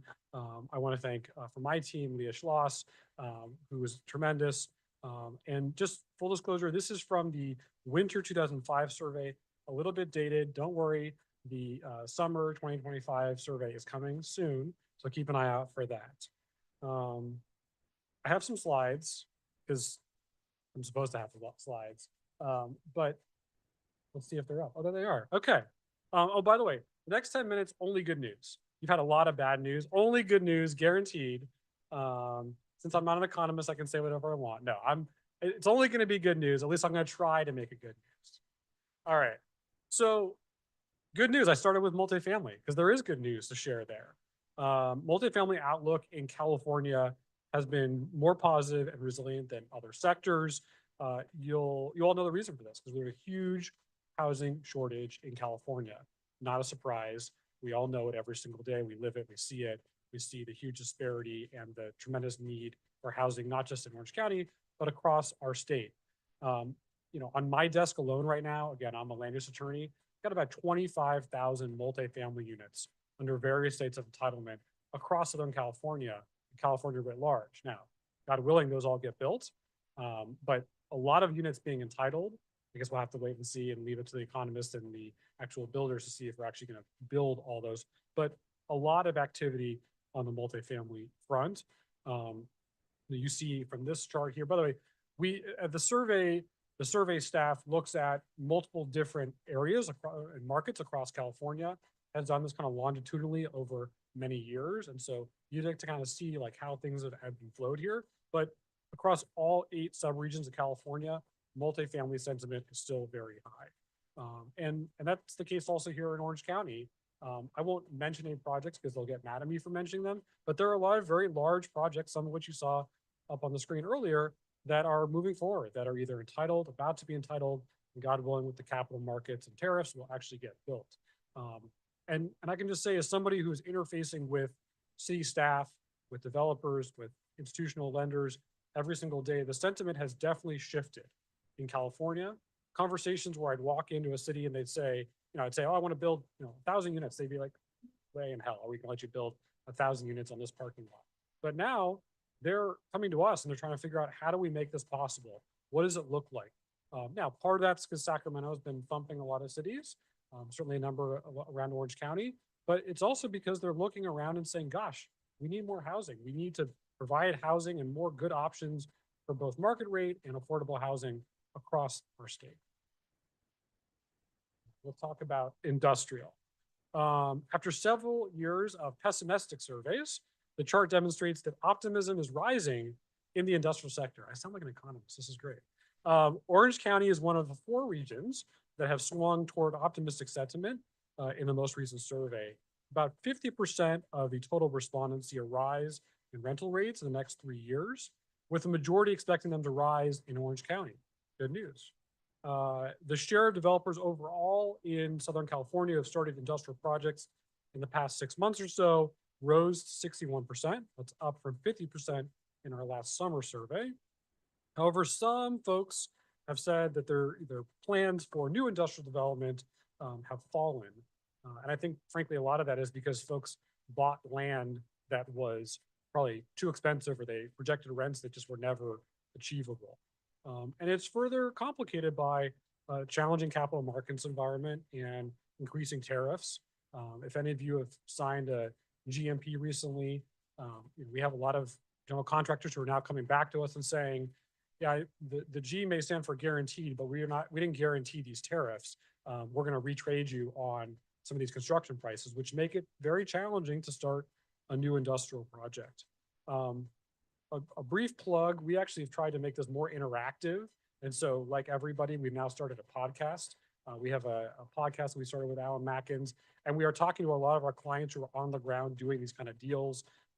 This last month, we put out a podcast with Scott Sawanek from Stream Real Estate here in Orange County, talking about what he's seeing in the industrial sector. So if you haven't checked it out, go on Spotify, go on the Alan Mackins Anderson Forecast website and check it out. It's a good read or good listen while you're on the treadmill or something tomorrow. Retail, there is optimism in Orange County as well. I told you only good news, right? Rental rates are expected to increase in Orange County. Across the state, about 55% of respondents said they have new projects planned for the next 12 months. That's up 37% from summer. However, in Southern California, people are also saying, or respondents are saying, that there are fewer projects that have been started in the last 12 months compared to our summer survey. This may be because, again, a lot of that capital is being devoted to multifamily projects. What I'm seeing on the ground right now is what I call the Lido Village effect. Not only did I have lunch this afternoon, but as I'm there, I'm seeing, frankly, a lot of folks who are working from home and don't want to just be stuck in front of the Zoom screen. They want to go work with their friends at a co-working space or at a coffee shop. They want to grab, a cool baked good at Rye Goods. They want to, go shopping maybe at their lunch break. And so they want what I'll call workable retail, but also near their house. They can pop in, pop out quickly, and create a sense of community that really has been lost as a part of, all this work from home that we're seeing.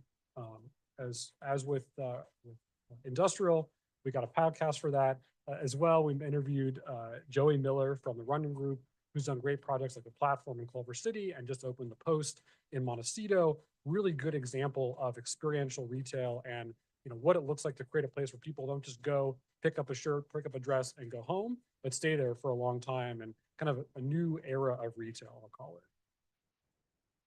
And then office space. Okay, this is where the good news, man. But sentiment, again, slowly improving. The only regions where things have been pessimistic were the East Bay, Sacramento, and the Inland Empire. Orange County saw significant improvements in the office sector sentiment, and Southern California overall is on the upswing. Many respondents say that remote work, not surprisingly, is the primary reason office sentiment has slowed. I will tell you personally, I've seen, yeah, sure, people are still working from home, but a lot of folks want to be in the office. And I'm seeing, especially with our younger associates, personally, that we're hiring from a lot of the larger firms where partners are never in the office. And now all of a sudden, people are realizing, hey, it's been 2-3 years since someone actually mentored me, and they want to be physically in an office. So I'm seeing some bright spots there. Again, we're still being challenged by high building costs, as well as uncertainty about what the office market in the future will look like. But that being said, deals are getting done. I was back in New York last week meeting with a lot of our both developer clients and capital market clients who are actively engaged and are closing on office deals. May sound surprising to you all, but deals are getting done, and we've been pleased to do a number of them recently. Okay, so a couple key takeaways. Number one, I'm not an economist, but I work on each of these sectors every day. And I'm here to share with you that these deals are getting done and that things are moving in a positive direction that I'm seeing from boots on the ground. If you don't want to hear me talk about this, but want to hear the people who are actually doing these deals every day talk about them, check out our podcasts online and stay positive. You know, I have a chance to kind of talk with folks like this every day. And in real estate, there's a lot of, you know, we kind of spend each other in circles, you know, that things are terrible or things are not going well. But I think we've got to be leading the charge of saying things actually are more positive, obviously backed by the data, but to be more positive and realistic, but also have a more personal positive outlook about our real estate community and going forward. So thank you so much for taking the time, and it's a pleasure to see all you today.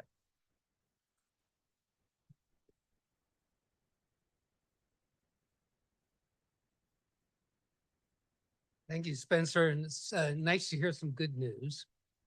Uh, there are two themes that you've heard this morning in the forecast section. One is there's so much uncertainty now that it's really hard to do a forecast. You remember the picture of my grandson going like that.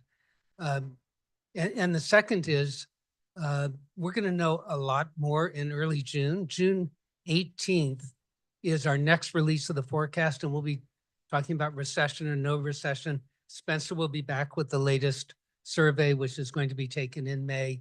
So we'll get a lot more clarity then.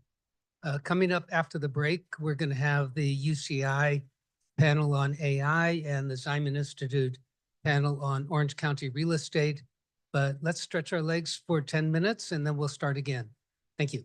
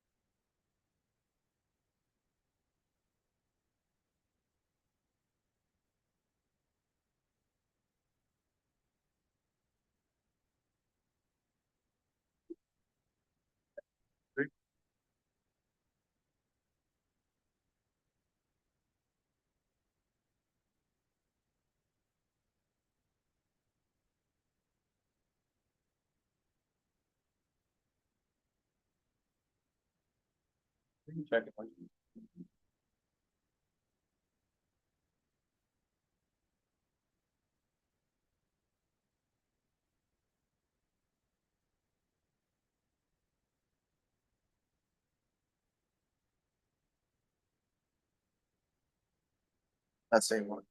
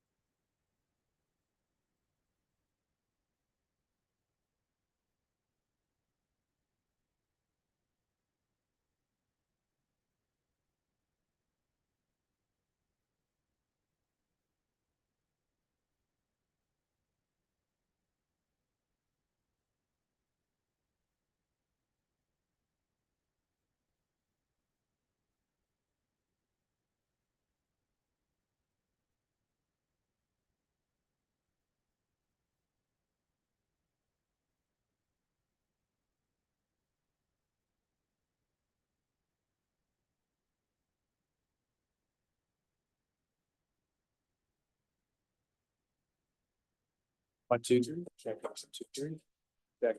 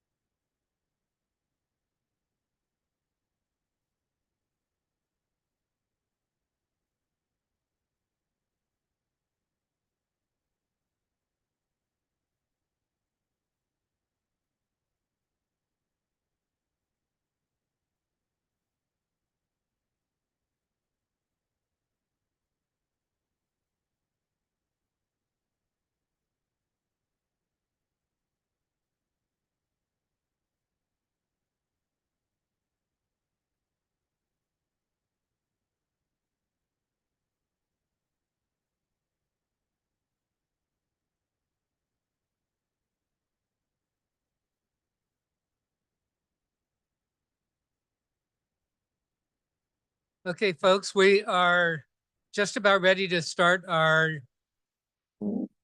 hello. We're just about ready to start the second part of our program. So if I can invite you back to your seats and we will get going.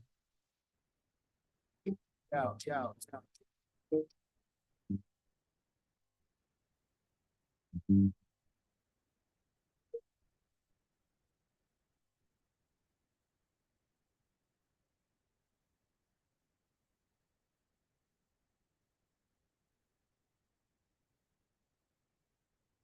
Okay, welcome back. We have two great panels.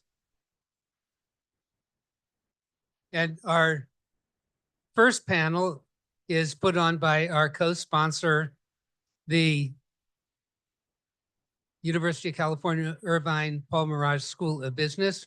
And so let me introduce Ed Colson, who is and Ed will do the introductions for his panel. And so Ed, over to you.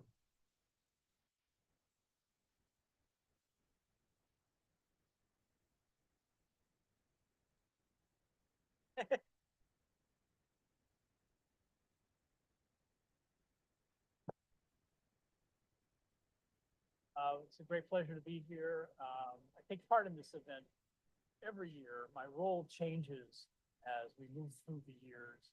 But yes, it's always a pleasure to collaborate with the Anderson School on the program every year. I am, as it says up there, the director of the Center for Real Estate, and often I'll be up here talking about real estate issues. But we thought we'd change it up this year and feature some of my extraordinarily distinguished colleagues at the Paul Merage School of Business and talk about artificial intelligence and the way we do business. And so my very esteemed panel consists of first Vijay Gurbashani. Vijay is the Taco Bell Professor of Information Systems and Computer Science and Director of the Paul Merage School's Center for Digital Transformation. Vijay, come on up here.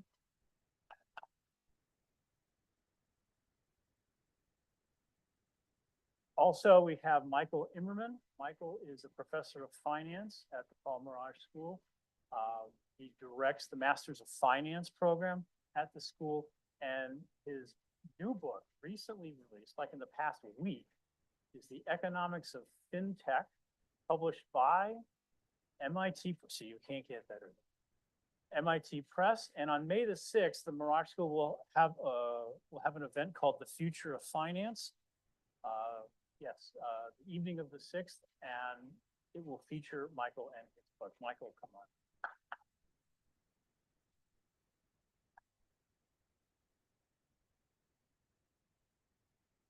So now we're gonna space out. This is location theory. This is like Still following COVID protocols. Yeah. So the panel title, which I just made up in a few seconds of thinking about it, is AI and Contemporary Business Practice. Both these gentlemen are world-leading experts. Apologies to UCLA, but they are the #1 people in this space. And Vijay in particular has a long career in thinking about these issues. So let's start with him. Vijay, we had actually two separate forecasts earlier today about the effect of AI on the economy.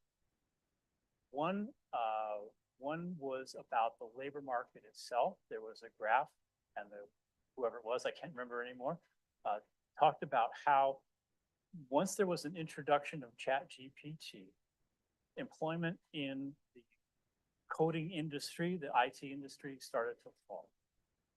Another person said, our growth prospects are so much brighter because of AI.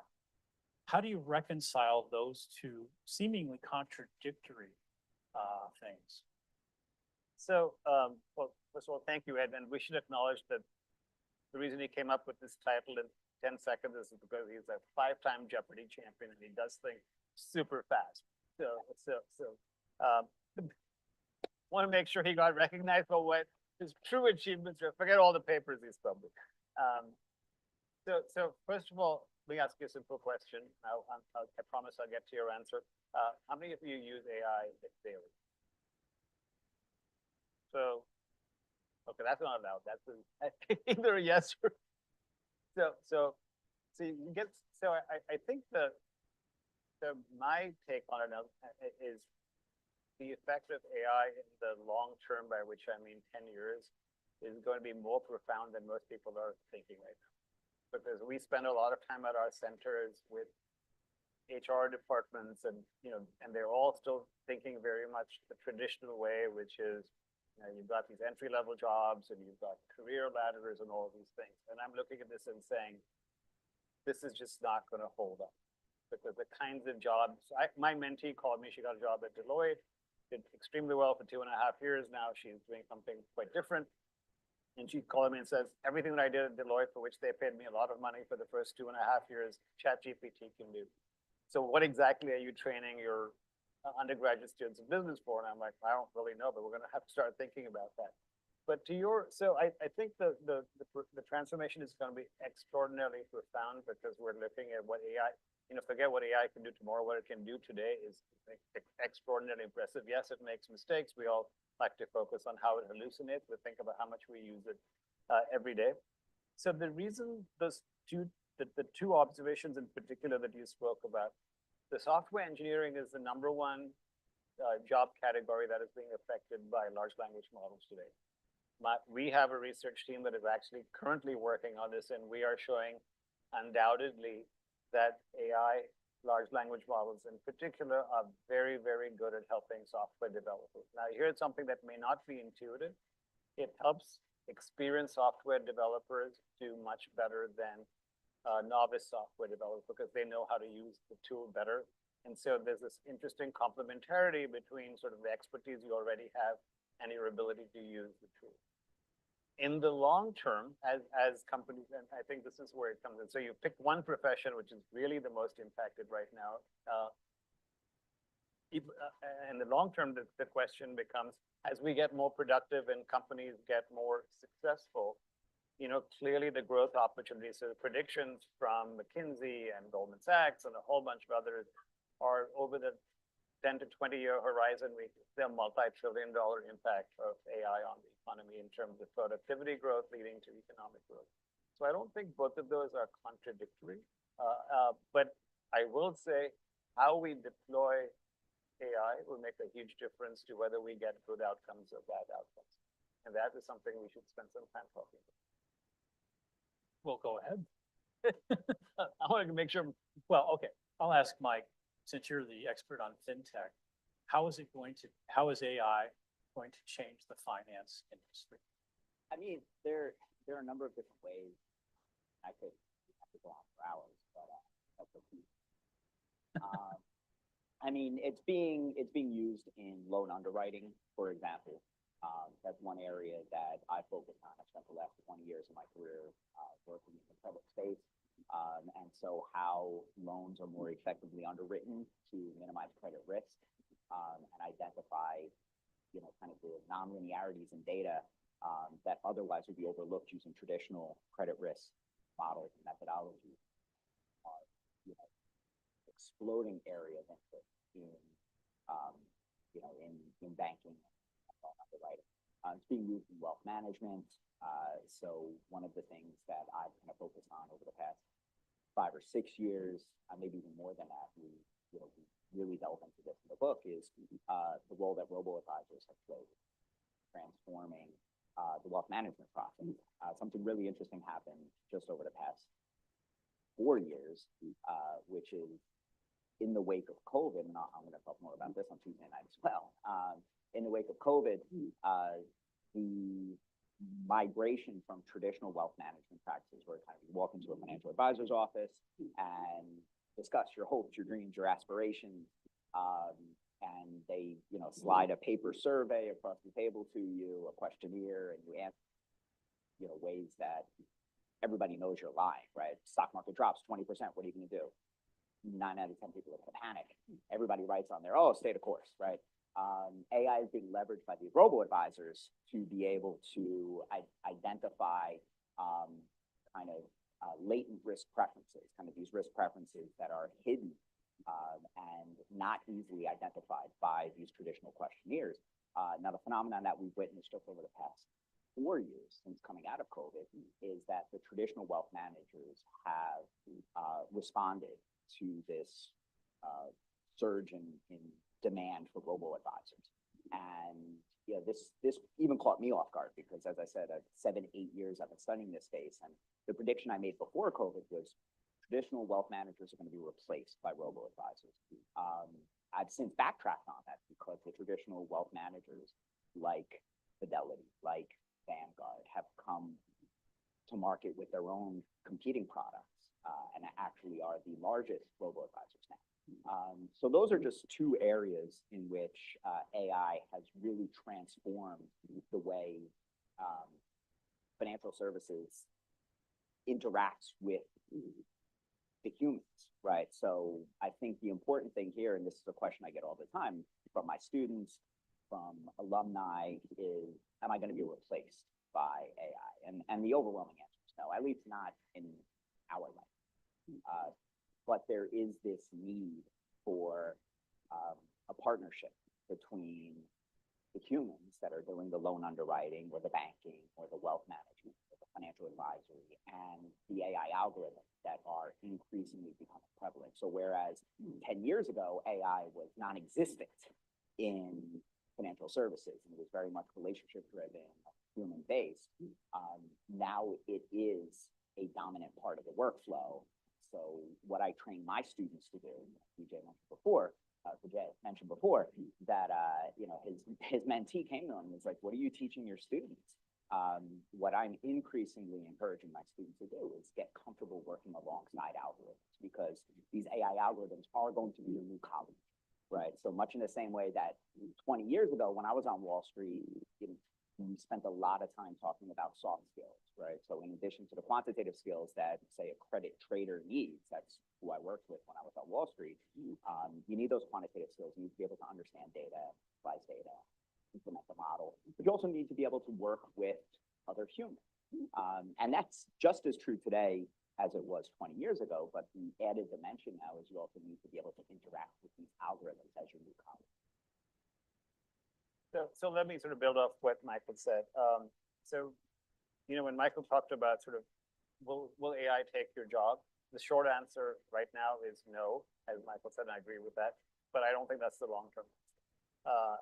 Because right now there's no question. So the way we think about it is AI doesn't replace jobs, it can do tasks. And all of our jobs are a composition of very different kinds of tasks. And so there is no question that it can do some tasks extraordinarily well, better than humans can. And in other cases, it can't do what humans are particularly good at. So I think in economics, we distinguish between these 2 things. One is the substitution effect, where it basically replaces what you can do. And this is where we get into conscious choices, what you all as business leaders ought to be thinking about, which is if you automate somebody's work, what you're basically doing is take somebody who's spent whatever many years they've done going to school, college experience, learning things how to do, and the machine now does it better than them. And then we have to figure out, and we know that the capitalist system companies will do that, so we have to figure out how to retrain them for whatever the new economy will bring. And in the short term, we're seeing a lot more augmentation, which is simply means it makes me more productive. So one of my past students is the Surgeon General of California, and she and I have many conversations about AI. And I was talking about the potential for massive job loss, and she says, "Vijay, I couldn't care at all about that." I'm looking at her like, "Well, why not?" And she says, "We are so horribly short of physicians in the state that I will do whatever it takes to make sure that every surgeon can do the work of 2 surgeons or more, or 2 physicians or more."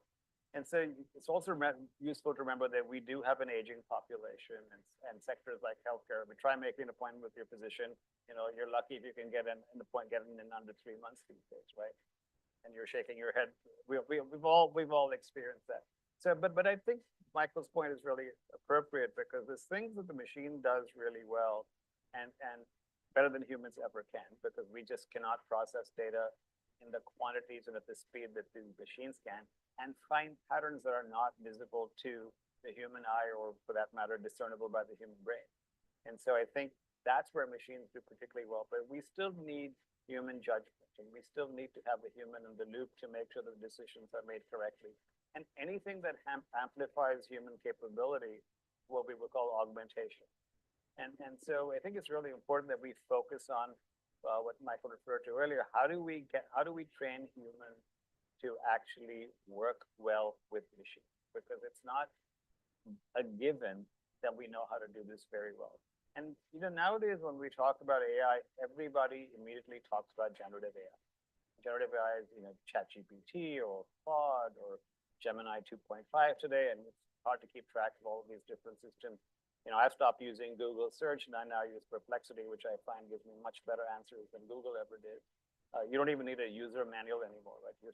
No matter what product you have, you can ask Perplexity, it will give you the answer. I had a rental car the other day, not a worker, sitting in my car, Perplexity. How do I turn this on in this car? It tells me, right? And so you begin to see how powerful these systems can be. And we are at the business school, we argue about this stuff because I tell my students that please use ChatGPT or any other LLM of your choice as much as you want in my class. But I would much rather you make mistakes in my class, where the worst penalty you'll get is a grade worse than you thought you might get, versus making a mistake at work. But I just say I want you to be declare that you're using it, and be very, very alert to it. And I would like you to provide your own answers, get it to refine your answers, and then ask yourself, well, why don't you come up with the answers that the system came up with? And so by interrogating the machine, you can actually learn awfully quickly, far faster than probably we can teach them in the classroom, because they go through this iterative process.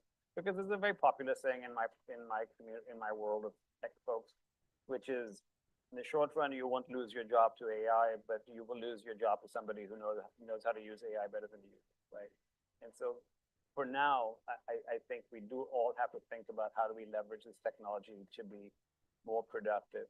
In the long term, and I'll just say one more thing and I'll pause, you probably heard everybody talk about artificial general intelligence, right? If you haven't, please watch the 60 Minutes interview that Demis Hassabis did this last week, I want to say, maybe 2 weeks ago, on it's all on YouTube, so you don't have to actually find it anywhere. That's very easy to find. They give you a really good sense, and this is where the debate really comes in. And this is, I think, once a machine is better than a human at most things humans can do, then what, right? And now we have because one of the things I like to tell people is we seem to forget the point of building robots or AI is to help humans live better lives. But sometimes I think we're building robots so that robots have better lives than humans. And it sort of defeats the whole point of why we're building a technology. And I think that's something that I think we all need to keep in mind. And I'm not generally a fan of regulation, but in this case, I think it's about time we start talking about the consequences. Because if people understand what is actually going on in these systems can learn in ways that we cannot predict. It's the first piece of software that we've ever encountered where we don't know why it's working the way it is. We don't know why it does what it does, generative AI. So I think these are important things that we should talk about. Well, I asked you before we started this, is AI just another point on a continuum of improved computing power? Or is it a quantum leap above what we've done before? And you kind of just answered the question. You said what you just said. The reason I have difficulty answering the question, because if you took it in discrete intervals, I would say it's a quantum leap. But the fact is it develops on a continuum, right? So we're slowly working our way, or fairly rapidly working our way to artificial general intelligence. And so I would say it's sort of kind of cheap. It's sort of both, because you go step by step, but at one point so that the inflection point is when it becomes on average smarter than you. And if you listen to this interview, they think by 2030 they will be there. And say, okay, they're optimistic, they're trying to sell their own products, let's make it 2040. That's still pretty close by, right? And so we need to think about what does that mean for humans. But let's be clear, there's also, we use AI, and increasingly one of the things I find very frustrating is people talk about generative AI equals all AI. It's not. because AI has been around for 50 years. There's a lot of stuff we use for prediction, like what should the price be, what will the demand be, what should the route be for Amazon to deliver products to us. They've been using AI for the last 10, 20 years, doing stuff like Netflix recommendation systems. Ever since Netflix started, they've been doing that. So that form of prediction has been around. It's not threatening. Yeah, they know us better than we would like. But now we're getting to these general, and those were very focused. They were called specialized AI or narrow AI for a reason. They just did that one task. But now we're training them on, the entire corpora of everything ever written and published.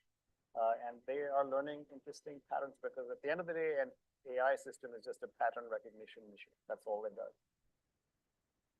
Michael, you said something earlier that piqued my curiosity. I'm going to frame it in the form of a question, which you can feel free to ignore.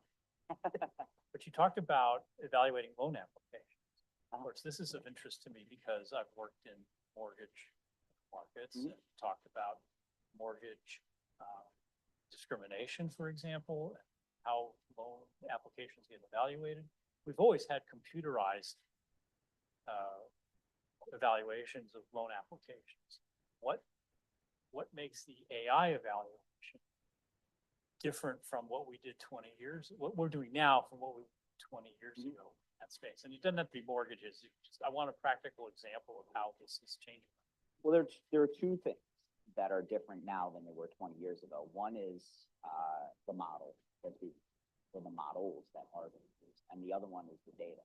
So let me start with the model. So whereas 20 years ago, or even as little as 10 years ago, traditional credit risk models were, I mentioned before, what's so powerful about the new AI models that are being leveraged by the bank lending industries are that they capture these nonlinearities. And so traditionally, these are linear models or static models that are being used to evaluate the creditworthiness of a borrower. So they'll look at a credit scoring model that's basically a linear function of your income, your FICO score, your the amount of debt that you already have, your credit utilization. Or even worse, they're using methodologies that were developed in like the 1920s. Look at a leverage ratio. And I mean, that's still useful as a first pass. When I teach my undergraduates about banking, I kind of say, when you look at the credit evaluation process, it's kind of like going to the doctor and being evaluated for a particular pathology, right? The first thing they're going to do is they're going to take your temperature, they're going to take your blood pressure, they're going to look at your pulse oximeter, right? And these are kind of snapshots that are not indicative of what specifically is going on, but it'll say if something's like out of whack. If your pulse oxygen's 85, like obviously you're not, there's some kind of lung function pathology that's going on. If your blood pressure is like 180 over 115, then obviously there's some kind of cardiac involved. If your temperature is 105, you've got some kind of infection, but it doesn't say specifically what it is. So the next thing that the doctor would do is send you for these more specific tests, right? Maybe they'll do an imaging test, or they'll look at specific labs, and then they can kind of hone in on what's going on with you. The same thing in the credit world is that a loan officer will first look at your FICO score. They will look at your leverage ratio, your credit utilization, your debt to income ratio, and that's kind of a snapshot. And I will tell them, like, right off the bat, okay, these are red flags. This is not a borrower. But there are a lot of borrowers that are in that gray area. So the new models that are being utilized capture these nonlinearities in the data that aren't picked up by these traditional models. So number one is the models that are being used, things like random forests and XGBoost and like things that are, I'm probably putting you all to sleep, but we just did this last week in my machine learning class. These are classification models that are able to very easily and effectively discriminate between loans that are going to be repaid and loans that are not going to be repaid. And there are diagnostics that the modeler can then use to determine the effectiveness of the model. And there are hyperparameters that can be tuned. And that makes these models even more powerful and more robust. The second thing is the data. So again, traditionally, the starting point for any lender is to look at the FICO score. But what about a borrower that has a thin credit file or no credit history. I mean, this is, before I came to UCI, I was a visiting scholar at the Federal Reserve Bank of San Francisco. I was in their fintech group. And this is a problem that we examined extensively, was a problem related to financial inclusion, right? How do you service unbanked or underbanked populations? There are marginalized groups in society that just cannot get into the mainstream financial system because maybe they're immigrants, maybe they're below the poverty line. They can't get credit, so they can't establish a credit history, and this becomes a vicious cycle. So one of the newer areas of research beyond the models that are developing at a very rapid pace is the use of alternative data. So this is a way that unbanked and underbanked populations, traditionally underserved populations in the community, can be brought into the financial system. So, but there are issues. You brought up bias. So for example, if they're using magazine subscriptions, right? So these days, very few of us actually subscribe to paper magazines. We'll subscribe on these.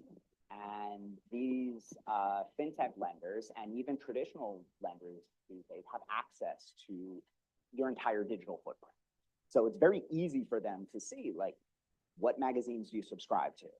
Are you paying those subscriptions regularly, right? That is an indicator of financial discipline, right? If I'm paying my $10.99 a month for this particular subscription, that shows financial discipline. And that is, even if I don't have a credit score, I have a credit score that's like 590, that's a positive sign, especially if it's for like a small loan, a $1,000 loan, just to hold you over from paycheck to paycheck. So the lender can have more confidence in extending that loan. But what we've noticed, and a lot of research has been focusing on kind of the dark side of alternative data, right? So that's the light side of alternative data, is that it allows these underbanked or unbanked populations to have access to financial products like loans. But what if those magazine subscriptions are proxies for what we call protected data items, like gender, sexual orientation, race? Very often they are, right? And these correlations that are identified by the algorithms, it doesn't like jump right out and say, oh, this borrower is going to be denied because of their race. It just says, oh, they're going to be denied because of the alternative data that was used. And that's something that regulators are cracking down on, is that there are these adverse action notices that need to be disclosed. If you're denying a customer a loan, you got to justify why. And a lot of times with these AI algorithms, they don't know. They're black boxes. And so a lot of research has been done that's identified the fact that this alternative data can be picking up those protected items that cannot, by law, be used to make underwriting decisions.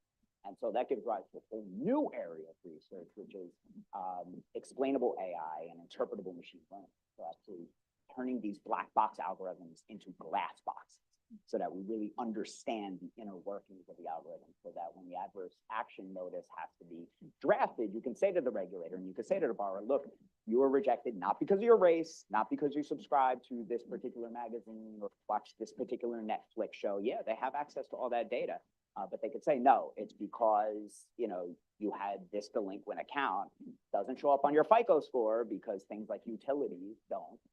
But you had this delinquent account and our model picked that up, and therefore Let me build on that for a second, because there was a very good essay written by Dario Amodei, who's the CEO of Anthropic, the builder of Claude.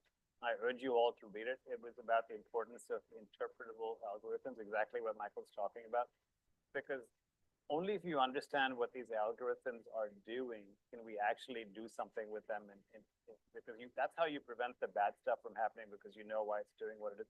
But I want to sort of add a couple of examples, if you don't mind, where data comes in.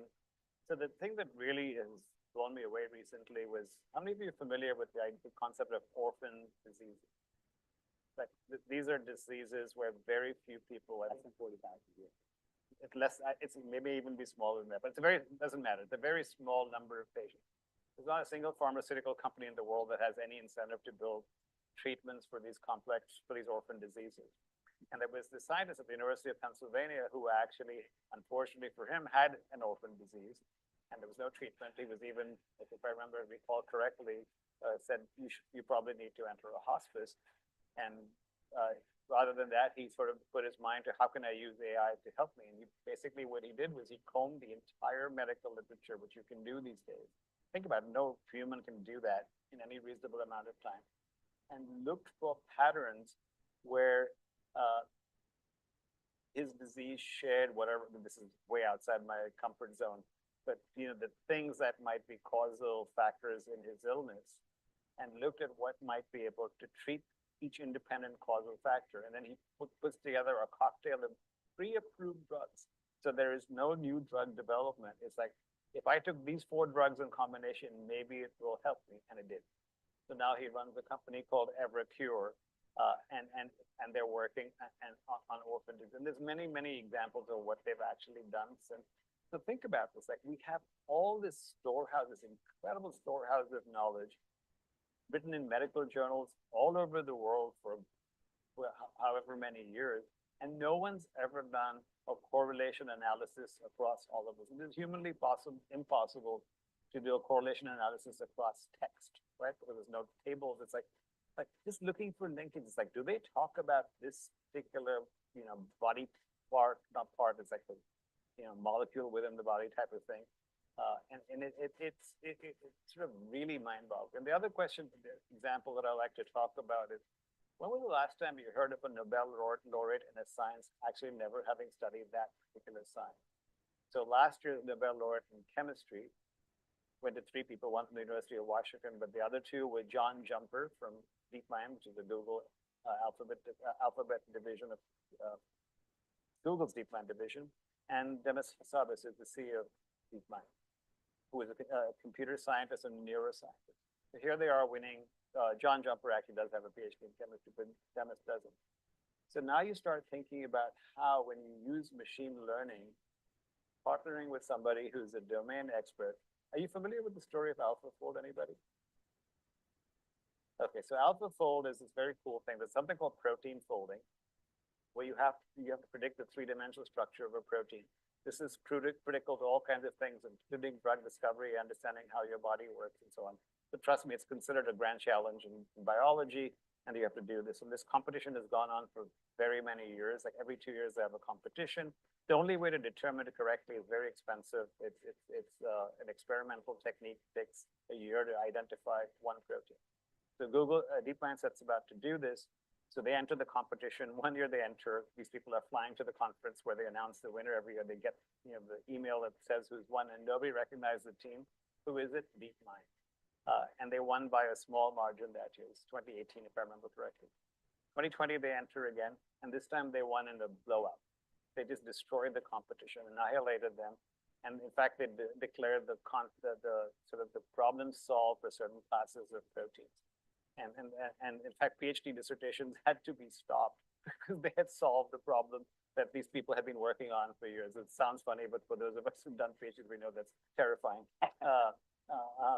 And then a year later, they have announced that they have identified the structure of all 200 million proteins known to science, every single one of them.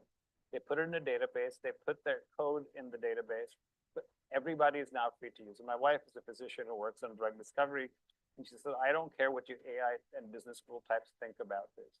You need to tell me what medical researchers think about it. Like Google found this article in Nature written by a Swedish scientist, begged them to talk to me to get out of trouble at home.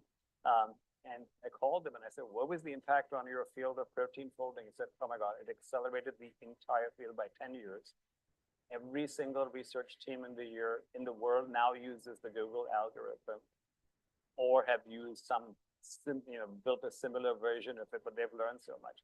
So Google was very generous to give away the structure of all 200 million proteins. But this is what we can do with AI. And this is I'm looping back to your original question. This is where we get the growth from. If we get this right, we will be able to do so much better. I want to say, I know we're at the 2-minute warning, but I was smiling when Vijay was telling that story. Cause I'm like, the one about the UPenn researcher that had orphan disease. I'm smiling because I'm like, I read this story you posted on. Yeah. It was, so So that was like, I know that, but the other reason why I'm nodding and smiling is I mentioned I teach machine learning at the Merage School of Business. The other class that I teach this quarter in the spring is venture capital. And I am really focused right now on how innovations in biotech and healthcare are finance. Yeah, that does, it seems like a tangent to what we're talking about up here. So we're supposed to be talking about artificial intelligence and contemporary business, but it's not, because artificial intelligence is impacting every industry, whether it's finance, accounting, marketing, and especially healthcare. Got 1 minute left. So one of the things that's worth clarifying then is artificial intelligence is what we call a general purpose technology. Unlike a hammer, which can only hammer a nail, or a combustion engine, which is also general purpose, right? But it has multiple uses, multiple domains, multiple industries. It accelerates as a technology very, very rapidly. So clearly those two are important. The third most important dimension is how do we make you can't use it as a plug and play technology. You have to do a lot of work to make it useful. And I think this is where the opportunity for businesses lies, because I have no doubt in my mind that AI is going to be the most transformative technology of our lifetimes by far. There's nothing I've been here for 40 years. There's not a single technology that I've seen that is more powerful than this. I don't care what you talk about in the last 40 years. It's going to transform the world, but how well we do depends on all of you, and how you put it to work in the right ways in your organization makes a huge difference to how sort of the economic welfare of not just our county, which is what we're really focused, or our region, geography going to do, but as a country and as a world, how are we going to do? Because I think the promise has never been greater, but I think that there is a lot of peril with this technology as well, and we have to be extremely mindful. We'll start playing ostrich music to get up that stage. Yeah.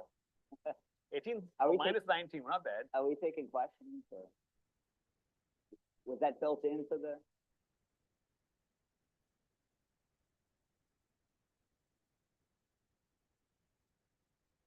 Historically, oh, there it is. Whoa. Technology historically has taken some time to be adopted. You have first adopters, small number, they do proof of concept, and then you have widespread adoption, and that's where you get the big productivity gains. And you all have been talking about these productivity gains. And by the way, I could listen to you guys for hours on end, but when do you think we're going to see widespread adoption so that the increase in productivity in the US is going to be significantly higher than it is today? Oh, that's a really tough one, because my friend Eric, when he also at Stanford, likes to talk about sort of the J curve, which is like this dip in productivity when you make a lot of capital expenditures before you start seeing the productivity gains. This one's going to be interesting. I think a lot of the productivity gains are here already. We're just not measuring them because of what it is we measure. But I would say in 5 years, we should be seeing significant productivity gains. Now, and I'll tell you why, because one of the classes I teach is we call it business applications of AI and executive perspective. We bring in 12 executives and have them talk about what they're doing at their companies with AI. When I asked them last year, they were really all talking about prototypes, and very few, and these are not the companies that these are not the Googles and the Amazons of this world, right? And this year I was just blown away by how much they were all doing. And so I think it's already here. It's being used a lot. Now it has to show up in the data, and I hope that it does. But I think we're pretty darn close. So I'm very optimistic about it. But I do think there's a very big role that all of you have to play, and the government has to play. I think Vijay hit the nail on the head there with, I think we're already seeing productivity gains, but it's just, it's kind of happening right before our eyes. So we haven't even realized. Like, I can't tell you the number of times that I'm sitting at my computer and I'm like, in the past, it would take me 50 minutes to craft the perfect email, but I'm like, I could just throw in whatever thoughts I'm thinking, copy and paste into ChatGPT and say, make this more professional. And I mean, you can even do it now on your iPhone, right? If you downloaded the new iOS, you can highlight what you said, and you can use Apple AI to Apple Intelligence to be able to make it more professional, more casual. So I think we already are seeing it. It's just not being measured. And it's only going to improve. It's only going to keep moving in that direction. Can I ask a question? Real quick one. How many of you are worried about your jobs? Oh, this is good. You need to come to my events more. I'll scare the, you know what, out of So we have in our forecast that you saw earlier, those productivity gains, AI, robotics, et cetera, really coming into play for GDP growth in the latter part of 26 and into 27. Are we too optimistic or too pessimistic No, in that sense? I think those are very real. I'll give you an example. So I'm on the World Economic Forum, mouthful, Global Futures Council on Advanced Manufacturing and Supply Chain. And I was literally in a meeting in Boston last week. And we went to two robotics startup places. One was called Boston Mass Robotics, and the other was The Engine, which is MIT sponsored. If you look at the robots that they're already building, it's crazy what those robots can do. And don't pay attention to the one where they show you the dog and these robots running around. I mean, that's all fine, and that's to attract attention. The real hard work is silly stuff, what's seemingly silly. How do you move this thing, this tote, from one conveyor belt to the next? And it's heavy, right? And people get injured and things like that. And it's those kinds of things. It is crazy. They demonstrated one robot was, can you pick up the object that is composed of the colors blue and yellow and put it into the dish that has the matching, that is the same color. So it picked up the green thing and put it in the green bowl. It was like, wow. So these things are pretty darn smart. They're very agile these days compared to what they used to be a few years ago. And they're in use already. Yeah, I don't think you're being too optimistic. I mean, I actually, it's a hot off the presses because it's a working paper that my co-authors and I just finished, and we'll be submitting it for publication soon. But I think it depends on the economy, if it's a developed economy or an emerging economy. It also depends on the enterprise that's using it. So this is actually how we stratify our data, is actually looking small, medium, large companies and developed versus emerging economies. And you definitely see variation across those. So that's one of the biggest takeaways from this research that we did. I just saw the latest results yesterday, which is why I'm excited to talk about it, even though we're 6 minutes over. Is that there, you know, this has implications for widening the wealth gap.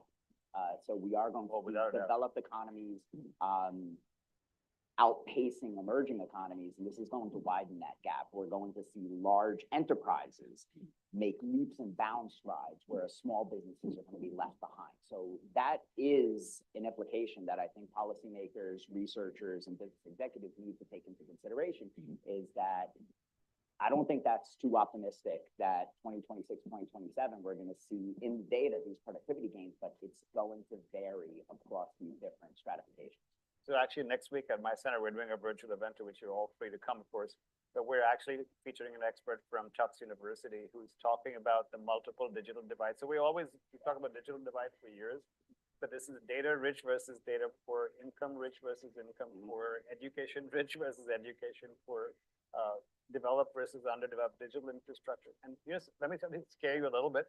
We don't have a particularly solid digital infrastructure, even in finance, for example. I mean, countries like India, which were where I grew up and where it was horrible financial infrastructure, they're probably better than the US, at least in the developed parts of India. China is way ahead of the US. So we have a lot of work to do here in terms of building out our digital infrastructure as well, because AI is sitting on top of all of this infrastructure. It's an additional technology. And to Michael's point, last thing, because I know now we're 7.5 minutes late. Oh, no, that's 7.5 over. Yeah. So the point, the caveat is the adoption rates of AI are very, very heterogeneous across size of organization. And so we, being in business schools, tend to focus on the employers of our students and our supporters, but the small businesses are not really. That's where a lot of the productivity gains will also have to come from. Yeah. So this has been fascinating. We have to have you all back next year. And The fa- we'll just contradict ourselves next year because everything will have changed. Or you can send your robot companion Avatars. in your place. But please join me in thanking, Can I just? oh, say- yes. wait, wait, Yes, wait, yes, of I course, had, Ed. Like a lot of questions here. And I got to ask exactly one of them. Sorry. And I have had such a great time with you guys. I knew this was gonna be great, so thanks, guys. very much.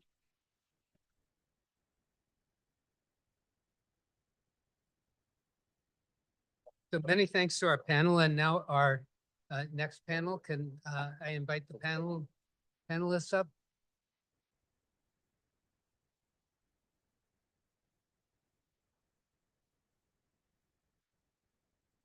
So our next panel is on real estate in Orange County, sponsored by the Ziman Institute for Real Estate.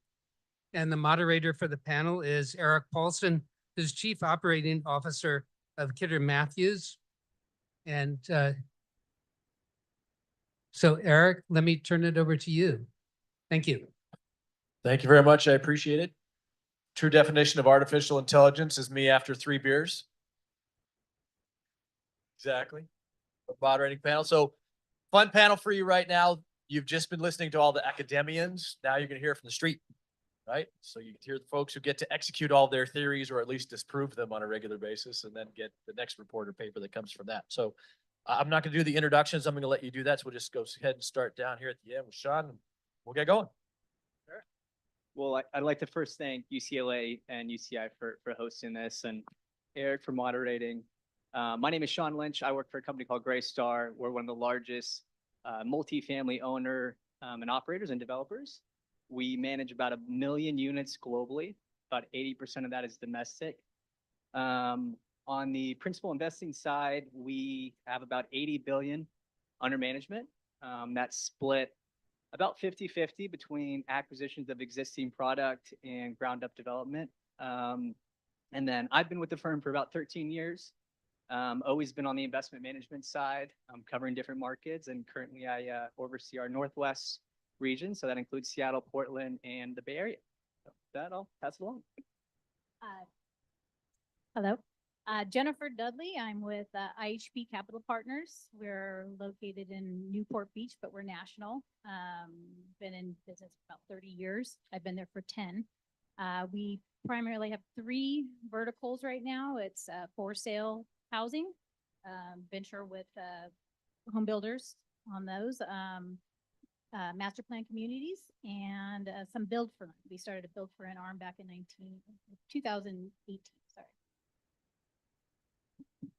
Hi, my name is Aaron Tarr. I am a vice president, commercial banker for First Citizens Bank.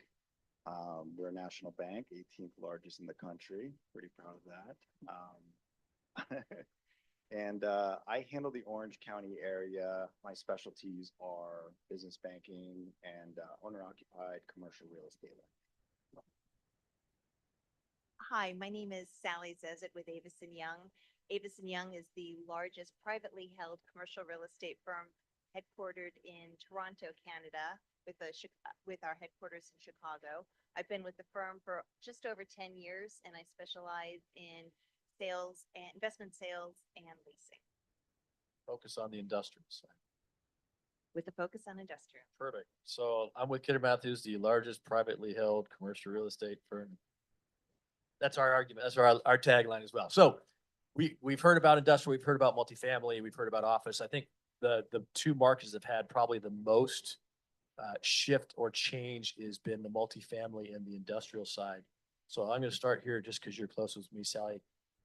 One of the charts that we saw here earlier, I'm going to slightly disagree with, because I think from Los Angeles to San Diego to IE, the vacancy factor was 1%. And it was 1% for a while, 1.2, 0.8 at one point. And now it's probably 8%, something along those lines. What's going on in the Orange County market right now? Why are we from 1% to 8%? What's been the change? What are you seeing out there? So what we're seeing is, during the pandemic and post-COVID,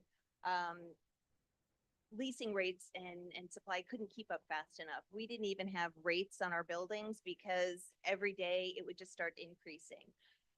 Since the election, now we are seeing a slowdown. We had some tenants, a lot of tenants were front loading their leasing, especially a lot of Chinese 3PLs kind of out in the Inland Empire. So they were prepared for the tariffs. I know we've had a lot of talk about tariffs now. You know, in Orange County, what we're seeing is that people are just hesitant. They are uncertain about what their business is going to look like next year. We're seeing a lot of renewals. We're seeing leasing rates drop for the past 7 to 9 quarters now from $1.75 to $1.55 per square foot. And so until there's some more certainty in the market, I think we're going to continue to see that. Okay, well, let me throw this out there too. So when you said $1.75 to $1.55, if I did a lease 5 years ago, I was 75 cents gross. And then I went to $1.75 triple net, which put me into $2. Now we're saying, oh, woe is me, it's back to $1.55 net when person who's rolling over from their 5-year lease just look at a 3x multiple on their rent. Are you seeing impact in that regard? Or is it, again, the other stuff we've been talking about? Well, the tenants now, again, as I mentioned, they're just holding off. If they're not going to do anything unless they absolutely have to do anything. We're seeing a lot more short-term renewals right now. And on the landlord side, we're seeing a lot more concessions. We're seeing concessions in terms of construction TI allowances. We're seeing teaser rates out there so that the first year will be less and then it bumps up to the next year just so that they can secure a lease. There's a lot of competition out there. And so with the net absorption being close to 800,000, so it's active, but with the increase of supply that's come on the market with the new developments, landlords are fighting for every tenant they can get. So would you, what's our vacancy factor? Is it around 8? Would you? It's about 7.98, depending on if you're including sublease space or not. And is that a healthy market or an unhealthy market or a balanced market? It's not a balanced market. We're gonna wait and see kind of market.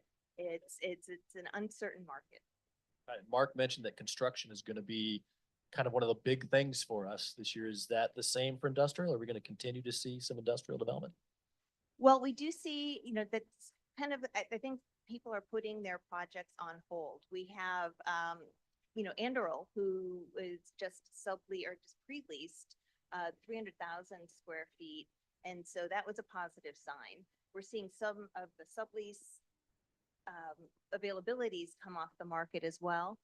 But I think in terms of cost of capital and what's happening, I think there's just going to be a pause on some construction until we have some clarification, which way this is going to go. And I expect that clarification, sooner than later, but, maybe towards the end of this year, early 2026. Thanks. So it's 7.98% here. We have 2 markets out in Phoenix that are 75% and 78% based on all of this massive construction that we saw taking place. So we're not so bad. Not so bad where we're here. So industrial is impacted. Sean, let's go to some multifamily side of things. What's going on in our supply demand? I know right now there's potentially even just 5,000, 6,000 units just here in Irvine being built. But what's going on with the multifamily side of the market here in Orange County? Yeah, I'd say taking a step back, right? I think most people in the room here know that over the last 2-3 years, some of the industrial market, we saw a massive influx supply nationally. Markets like Phoenix, Nashville, markets where it's easier to add supply, more friendly towards development, obviously saw quite a bit more supply. You think about Orange County here, it's a much different equation in terms of being able to add new supply, particularly rental. Irvine Company obviously has kind of their own business model as well as a lot of land they already own. It's easy to turn the dial on. For us and for other developers, it's very difficult to access sites in Orange County here, particularly when you get closer to the coast. And so unlike some of those other high supply markets that are starting to see rents go backwards 5-10% as a result of high supply, Orange County here, rents have actually stayed relatively flat. If anything, we continue to see rent growth in that 2 to 4% range. And to your point, we are seeing more supply even in Orange County here in the last 12 to 24 months. We've actually got a large project in Santa Ana that's a big part of that. But looking forward, and I think you can say this across a lot of markets in the US right now, and it's very similar to the industrial side, I imagine, where construction is starting to fall off. We're seeing supply in the next 6, 12 months, probably dip well below pre-pandemic run rates. And so that gets investors pretty excited about the long-term investment landscape. You think about just long-term NOI growth, long-term rent growth. The housing demand is not slowing down. Population growth is slowing, but it's not stopping. And we're going to continue to see strong housing demand in the future here, and we'll see supply kind of dry up. And again, that is posed well for owners and as it relates to kind of rent growth. And again, Orange County's position probably the best among those markets, right? As you think about just how difficult it is to add new supply and new housing in this market. So what are your biggest hurdles in Orange County for developing or buying in Orange County right now? Buying, it's accessing product. I mean, this is one of the most thinly traded markets across the country. We'll probably see 3 to 5 good institutional multifamily deals trade across Orange County all year. For us, they're going to be extremely competitive. You've got to buy off on some of the tightest cap rates in the country. And that just goes back to that investor sentiment and buying into the long-term fundamentals of a market like Orange County. And so for us, it's going to be accessing product on the buy side. On the development side, I'm probably less familiar with because I don't do the ground up development, but just understanding that landscape. I mean, it's costs and it's interest rates. It's very difficult to get deals to pencil today. Particularly overcoming kind of the interest rates that are 3x what they were, call it 3 years ago.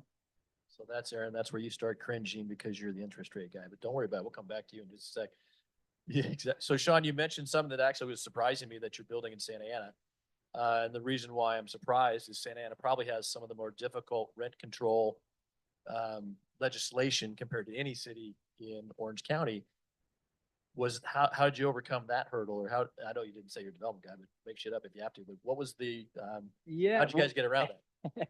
The good news about the most recent legislation is it does not impact buildings built after 1995. That follows kind of the Costa-Hawkins framework. And, I know we were going to talk about potential regulation at some point, probably a good time to just mention it. Obviously Santa Ana passed the rent control that you mentioned. It does track the Costa-Hawkins framework. Back in November, there was Prop 33 that was on the ballot. That was to repeal Costa-Hawkins and allow municipalities throughout California to start passing their own forms of rent control outside of the framework of Costa-Hawkins. That failed to pass by a good majority of over 60%. And that was actually the third time that the advocacy groups had tried to repeal Costa-Hawkins and failed. And so I think going forward, that landscape, feels a little less risky just in terms of, the advocacy groups continuing to push rent control in states like California. That said, we're not out of the woods. I mean, at the end of the day, this is a national housing problem. And it's hard to envision public and private partnerships not being somewhat of the future in trying to solve it. And so we're not going to see it go away anytime soon. We're going to continue to see advocacy groups, advocate for rent control and more affordable housing. But I think it's going to have to come in the form of more viable long-term solutions that include adding more inventory. Love the optimism of youth. We'll describe our legislative process in a little bit in here because I've been dealing a lot with what's coming out of Sacramento. You have to understand the basis of our California legislator. You have to understand who's running for office. Rent control, if I own an apartment building of 200 units and I'm the owner, I'm 1 vote. And if there's 200 tenants, that's 200 votes. I'm for rent control. So we've got a little bit of a dichotomy here that I think is going to have some struggle against being able to build as much as we want to, plus the entitlement process, as we all know, is really difficult. But Jennifer, let's go to you on the single family home side. We've talked about the multifamily home. I know you've been building single family for rent and single family for purchase. Describe Orange County and the market for single family for rent, single family for purchase, and what you're all seeing when you look at Orange County in that regard. Well, on the for rent side, I mean, just land prices are just too much to allow us to pencil too much on the for rent single family. So we haven't ventured into that market and don't see us going there anytime soon.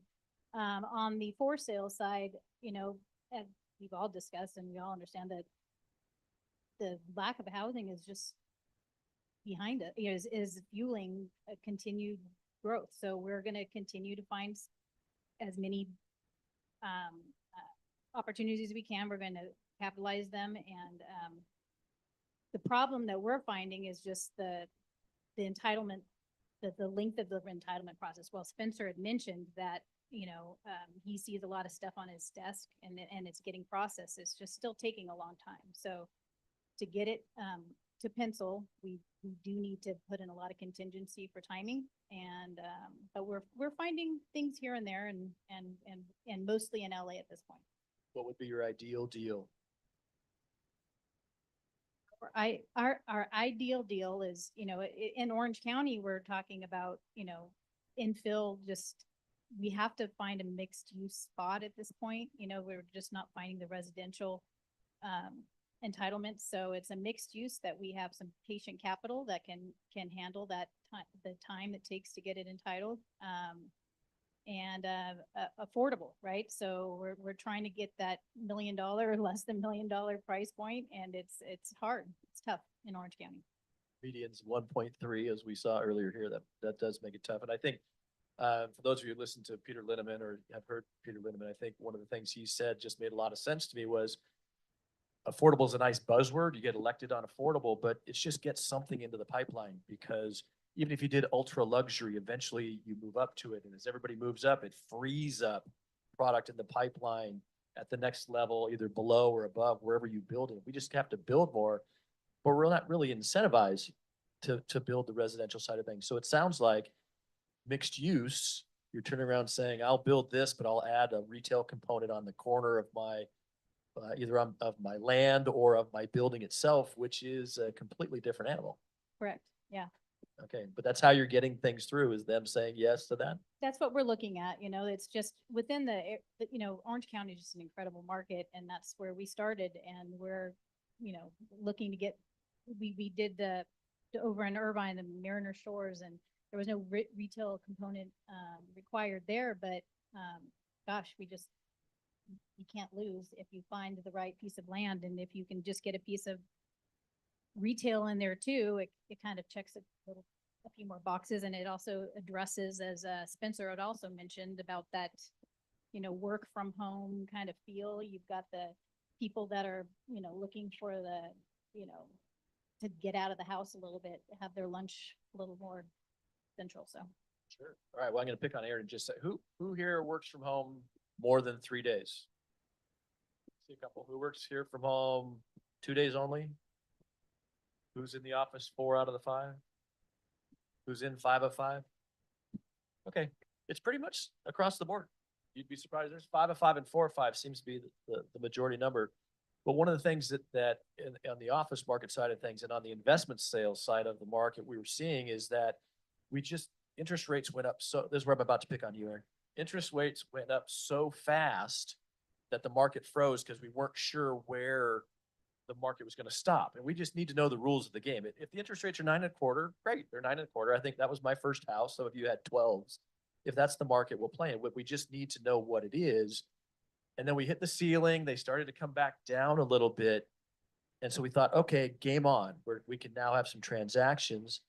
Did you see that in your pipeline where it was looking like we were going to see some favorable activity, business ramped up?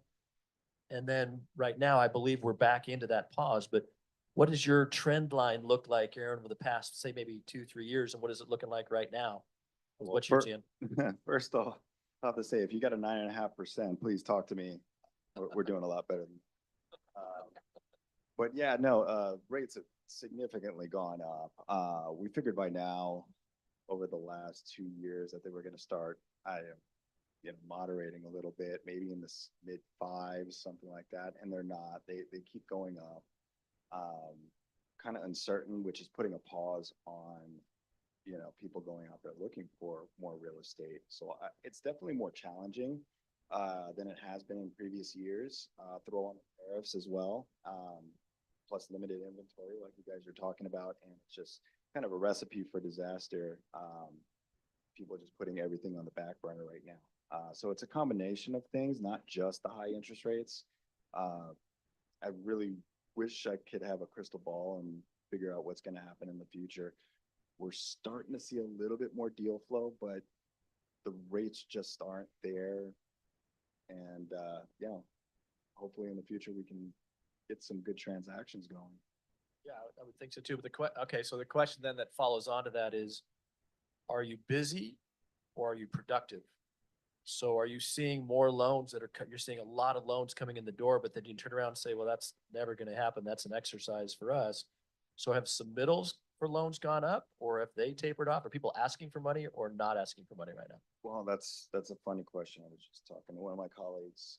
Deal flow itself has definitely declined. We're seeing it kind of, I'd say it's remaining steady. I wouldn't say it's picking up. It's declined from last year, but the quality of the financials that are coming in are just, yeah, they're not good. So we're getting a lot more what we call soft declines rather than actually packaging up and sending it off to underwriting. We know this isn't going to happen. So it's more of a, It's me, it's not you. yeah, you know, the nice breakup that you got to tell her. And so that's what we're seeing a lot of. A lot of hairy deals out there right now. So yeah, it's gonna be interesting to see what's going on if we can get some more quality credits in the future. But definitely the deal flow slowed down. I will mention though, everybody and their mother is coming out of the woodworks right now asking for lines of credit, not real estate. So that's a good indicator that, yeah. Lines tough of credit time- on commercial or lines of credit on residential? commercial. So, yep. So Lines is of credit that on considered commercial. a second? So you're seeing seconds coming out, or are you Oh, if they doing it got as a first? equity, if they have equity, we'll take it. But we're saying like unsecured lines of credit, which is always a bad indicator that things are, you know, going to start getting tight once you see business owners doing that. All right, well, I'm going to tie that in then to Sean and Sally. The transactions you are seeing, well, Sean, you're probably more on the institutional side, so I'll start with Sally then. The transactions that you are seeing, is there traditional financing? Is it all cash? Is it seller financing? Is it traditional at 40% and then a bridge loan on there? What's the financing that you're seeing on any of the transactions that you're seeing get contemplated? I Yeah, I started mean, calling you look, Sally a long time ago. You're good. look, on the multifamily institutional side, similar to the equity side, I mean, the credit markets are flush with capital right now. And we're lucky to have the agencies in our space, Freddie and Fannie. And so we're seeing some of the tightest spreads we've seen in a long time. And we're seeing quite a few deals get done as a result of that. Just to give you an example, we closed on a deal in Sacramento last week, and we closed at the debt quotes we were getting were, call it, low 100s over the treasuries. So we're able to procure debt without buy downs in the low fives. So if we're able to buy a low 5 cap to a mid 5 cap, you do have positive leverage day one. We're not seeing all deals trade at 5 caps. There's still investors out there that are willing to bid well inside of the fives. That includes markets like Orange County. You know, and then outside of the agencies, banks and life cos are still very, very competitive. They want to get capital out as well. They want to have exposure in the multifamily space. They know they have to compete with the agencies, and therefore their spreads are not too far off those agencies. And so we can procure, you know, bank life co debt that's probably 10, 20 basis points wide of that low fives. And again, that's good leverage, 60, 70% if you're pushing the envelope. From there, you're talking debt fund business. We're in the credit space. We do lend on multifamily projects. Those spreads are probably more 2 to 250, again, which are relatively tight compared to probably other real estate sectors. And that'll get you leverage up to 75, 80%. So again, there's quite a bit of credit in the institutional multi space, and that could be obviously a bit different than some of the other real estate sectors. It has a lot to do with just fundamentally how it's performing. I'm going to digress real quick, then come back to you, Sally, on that last one. So are you doing anything with CPACE? CPACE financing? You guys doing anything with the green or throwing it on your tax bill instead of debt? No, That we are hasn't not. entered your world yet? No, Okay. not hit our world yet. Yeah, but Okay. I'm excited to learn more about it. We'll get there.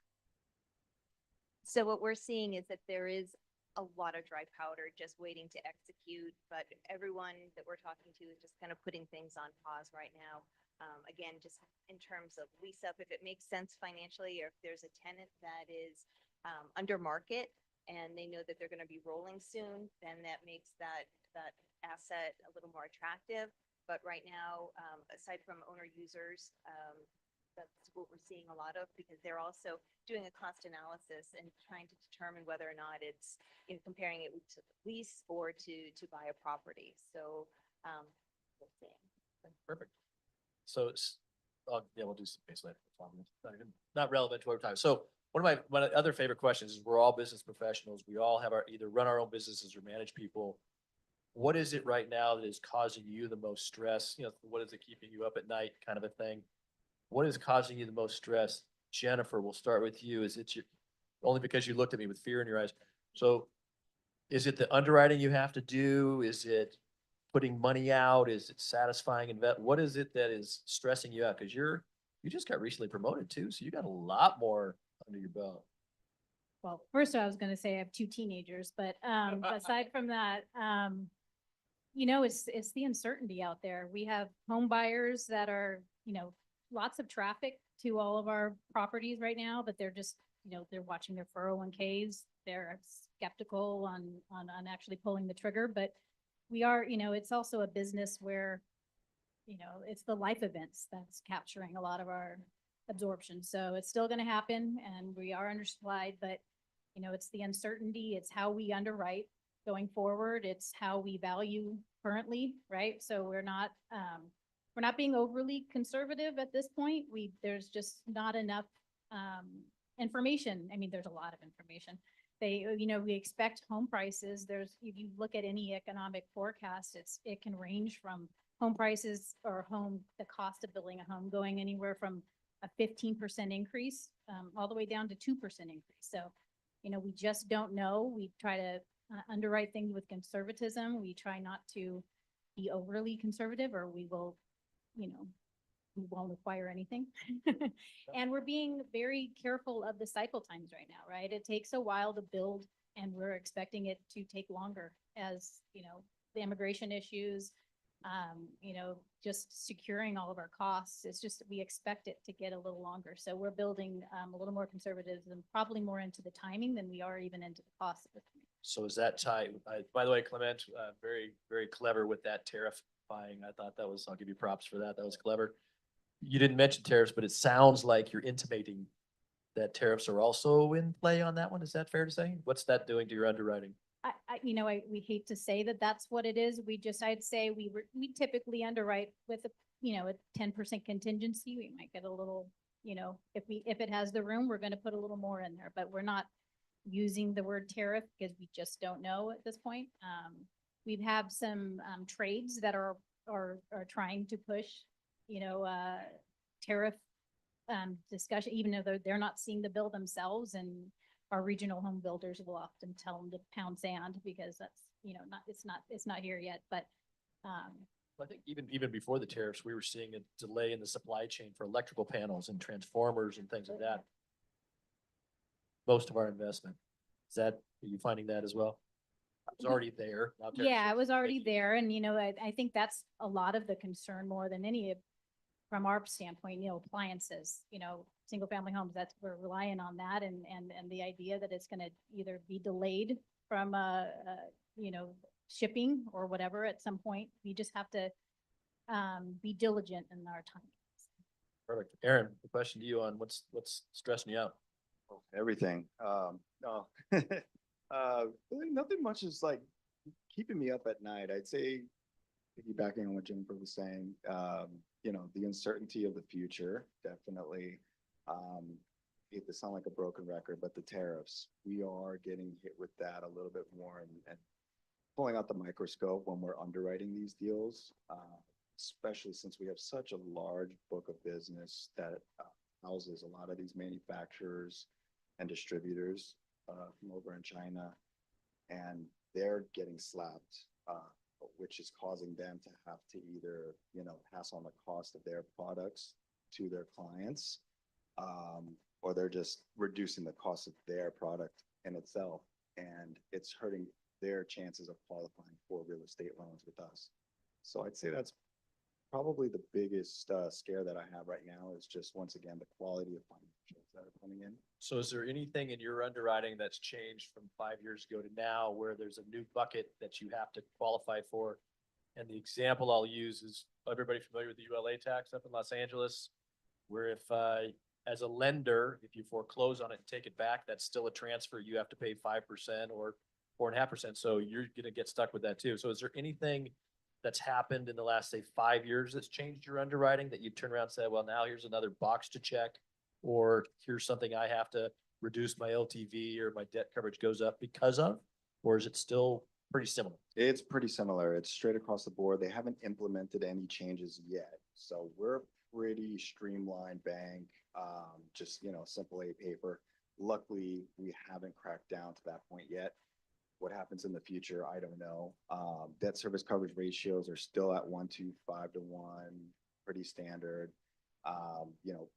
The one thing that sets us apart too is on these conventional purchases, we can go up to 85% loan to value, and we generally do, unless it's a special use type property.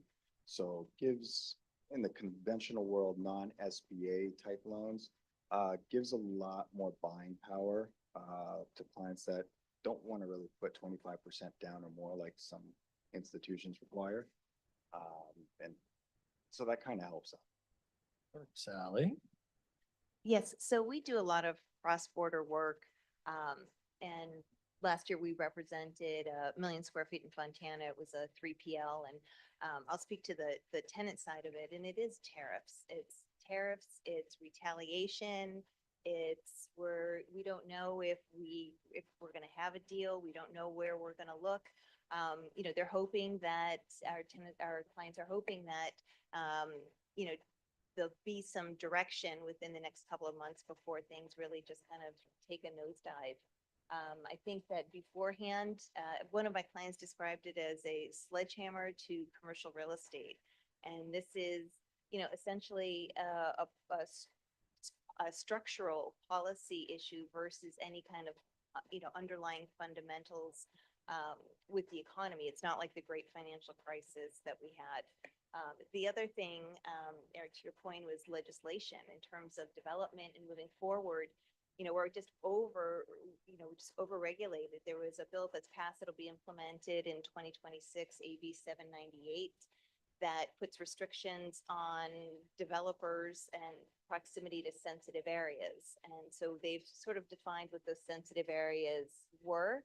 Anything that breathes oxygen. Yeah, pretty much. But they haven't really clarified, where you can put your dock doors, where trucks can egress. And so there's just, there's that. And now there's another regulation that's coming up, AB 98, that is proposed to put a $5 per square foot vacancy tax on product type across it doesn't matter what the product type is, if it's been sitting for longer than 6 months. So that's making its way through the legislature, but I can update you on that one. Okay. So AB 98 was the first one. AB 7098 is the one we're talking about right now. It's a $5 vacancy tax.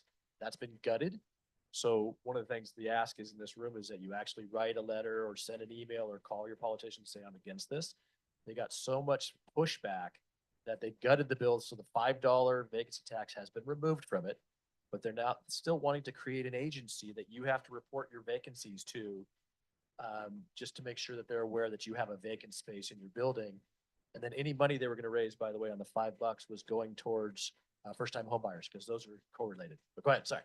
No, thank you for that breaking news. Yeah. I mean, it really is breaking news every time you put, every hour, tariffs, no tariffs, propositions, not propositions.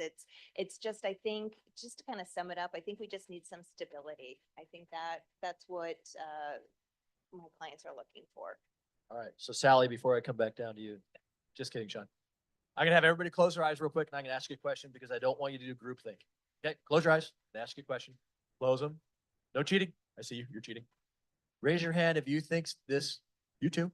Raise your hand if you think this tariff thing is just a smokescreen by Trump and is going to go away and is not going to have the impact that everybody is claiming.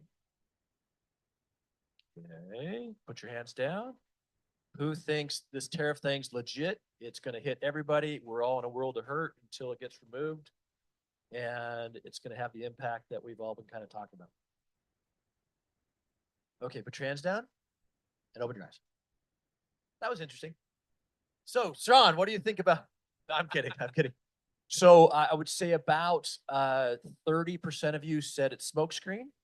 I'd say about 50% of you said it's legit and 20% of you were peeking, looking around and saying what everybody else was doing. So that's what showed up on that one, just out of everybody's curiosity. But Sean, go ahead. What do you got? Yeah, well, look, I'm not gonna just hammer on the tariff stuff. I'll talk, just maybe take it a layer further and ways that we see maybe really impacting our business and greater real estate for that matter.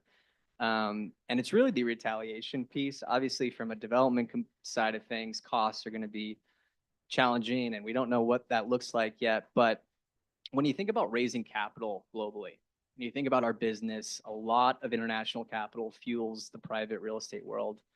And, we had, there was rumors in 2018 of China, pulling back, and they did in a meaningful way start to pull capital out of the US. But I think about just outside of just China and just other countries that may have a reluctancy to invest in the US as a result of retaliation. And that could have some pretty serious impacts to the way that we raise capital and the way that our peers raise capital.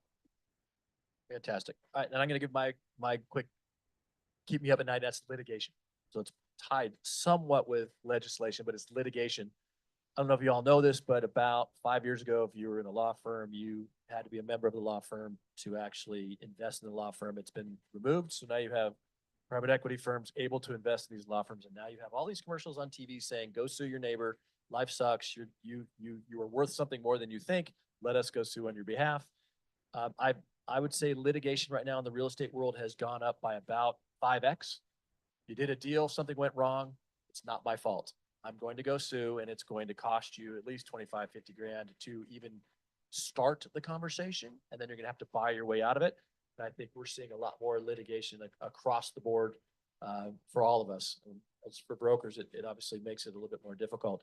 All right, rapid fire, because we've got a few minutes left. I don't know if I'm going to give me some time for questions, Sherry, but rapid fire questions. Just answer yes or no, no, maybes, or it depends, or my wife tells me. Are cap rates going up or down next year? Down. Multi. Down. It depends. Always get red. Interest rates up or down? Down. Down. Down. Down if inflation, if we can keep inflation and we can come to some resolution on tariffs and retaliations and all of that. That was an it depends, take two. Transaction volume, up or down? Next. Up. Up. Is the real estate professional over optimistic or just smokes crack? Always over optimistic. We are over. You notice everybody said it's volume's going up, interest rates are going down. That's you mentioned Spencer, keep a positive attitude. You don't have to ask, dude. We already do. That's how we survive on this. So in the last few minutes, Jerry, you want me to open up for a couple of questions? You want me to Q&A that one? I'm still within schedule, baby. We're good up here. I think we have time for, let's say, 2 questions. 2 questions. Anybody have questions for our panelists out here? I'm just standing up so I can stand up. Okay, I'll Wait, I got one. Tibor, go ahead. Okay.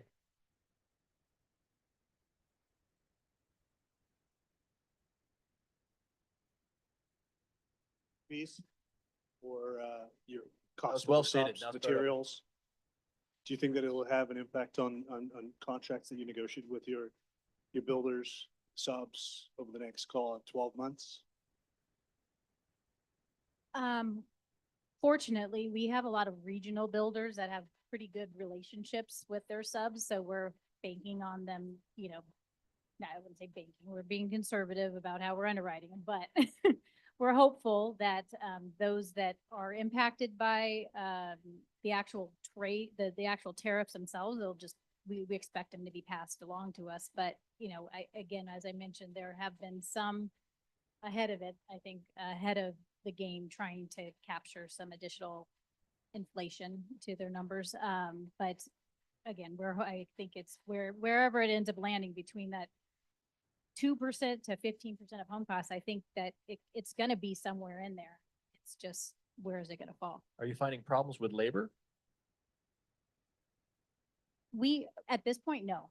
At this point, a lot of our development, in California too, unfortunately, we also have, fortunately, unfortunately, however you want to, prevailing wage happens to be something that we're encountering as it is. And less impacted on a lot of those kind of contracts, and just not yet. Let's just put it that way.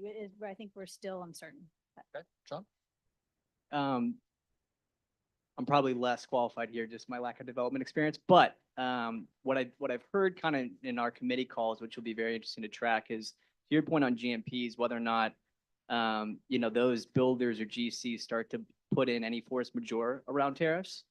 We've kind of heard rumors of that. I'd say pre-Liberation Day or whatever we're calling it, I heard our development meeting was talking about costs anywhere between 3% and 6%. They had kind of gone through the entire, project and understand materials, where they're coming from, what could the impacts be of all the individual tariffs.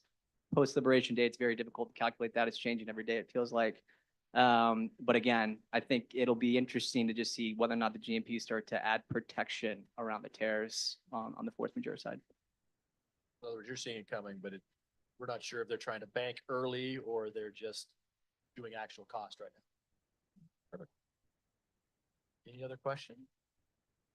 If I could make one request, then I mentioned just getting involved. So I'm the past president of NAIOP SoCal. We do a lot in legislative affairs. I've been to DC and met with several congressmen, congresswomen, however you want to tailor it.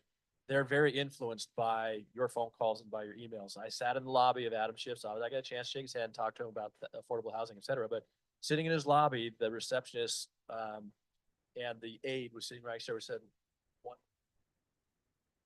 one against. Turned around and said, okay, we've got 30 against and 6 for, so the congressman should vote against. It was that professional and that, oh my gosh, isn't that amazing? They did their homework but that's how they do it. About 25 years ago, California legislator was 100% white male. Today, it's 50% female and male. And by the way, I'm not saying that's good, bad, or indifferent. I'm just saying the demographics have changed. It's 50-50 male and female. It's 40% Latino, 30% Asian, and the other 30% is not Latino or Asian. Those are our legislators, and their perspectives and their backgrounds are determining the legislation that is being thrown out there. So they're looking to protect their constituents and their votes, and that's influencing commercial real estate. So that $5 tax that we were talking about on vacancy was going to be used for first-time home buyers, because the politician that was suggesting that is the first-gen Guatemalan, and that was important to her constituents. So my ask is that you get involved or get engaged. If there's legislation that will impact your business or impact us, like that $5 vacancy, by making all those phone calls, the sponsor got so many negative phone calls from their co-peers saying, hey, my voters are saying I have to vote no on this, that it influenced that decision. The $5 tax got removed by those phone calls. It didn't make it out of committee. So my ask is that you do pay attention. Your phone calls and your emails do count. Please get engaged. It takes you 30 seconds to 2 minutes, and it's more impactful than you think. Sorry, Jerry, that's my commercial.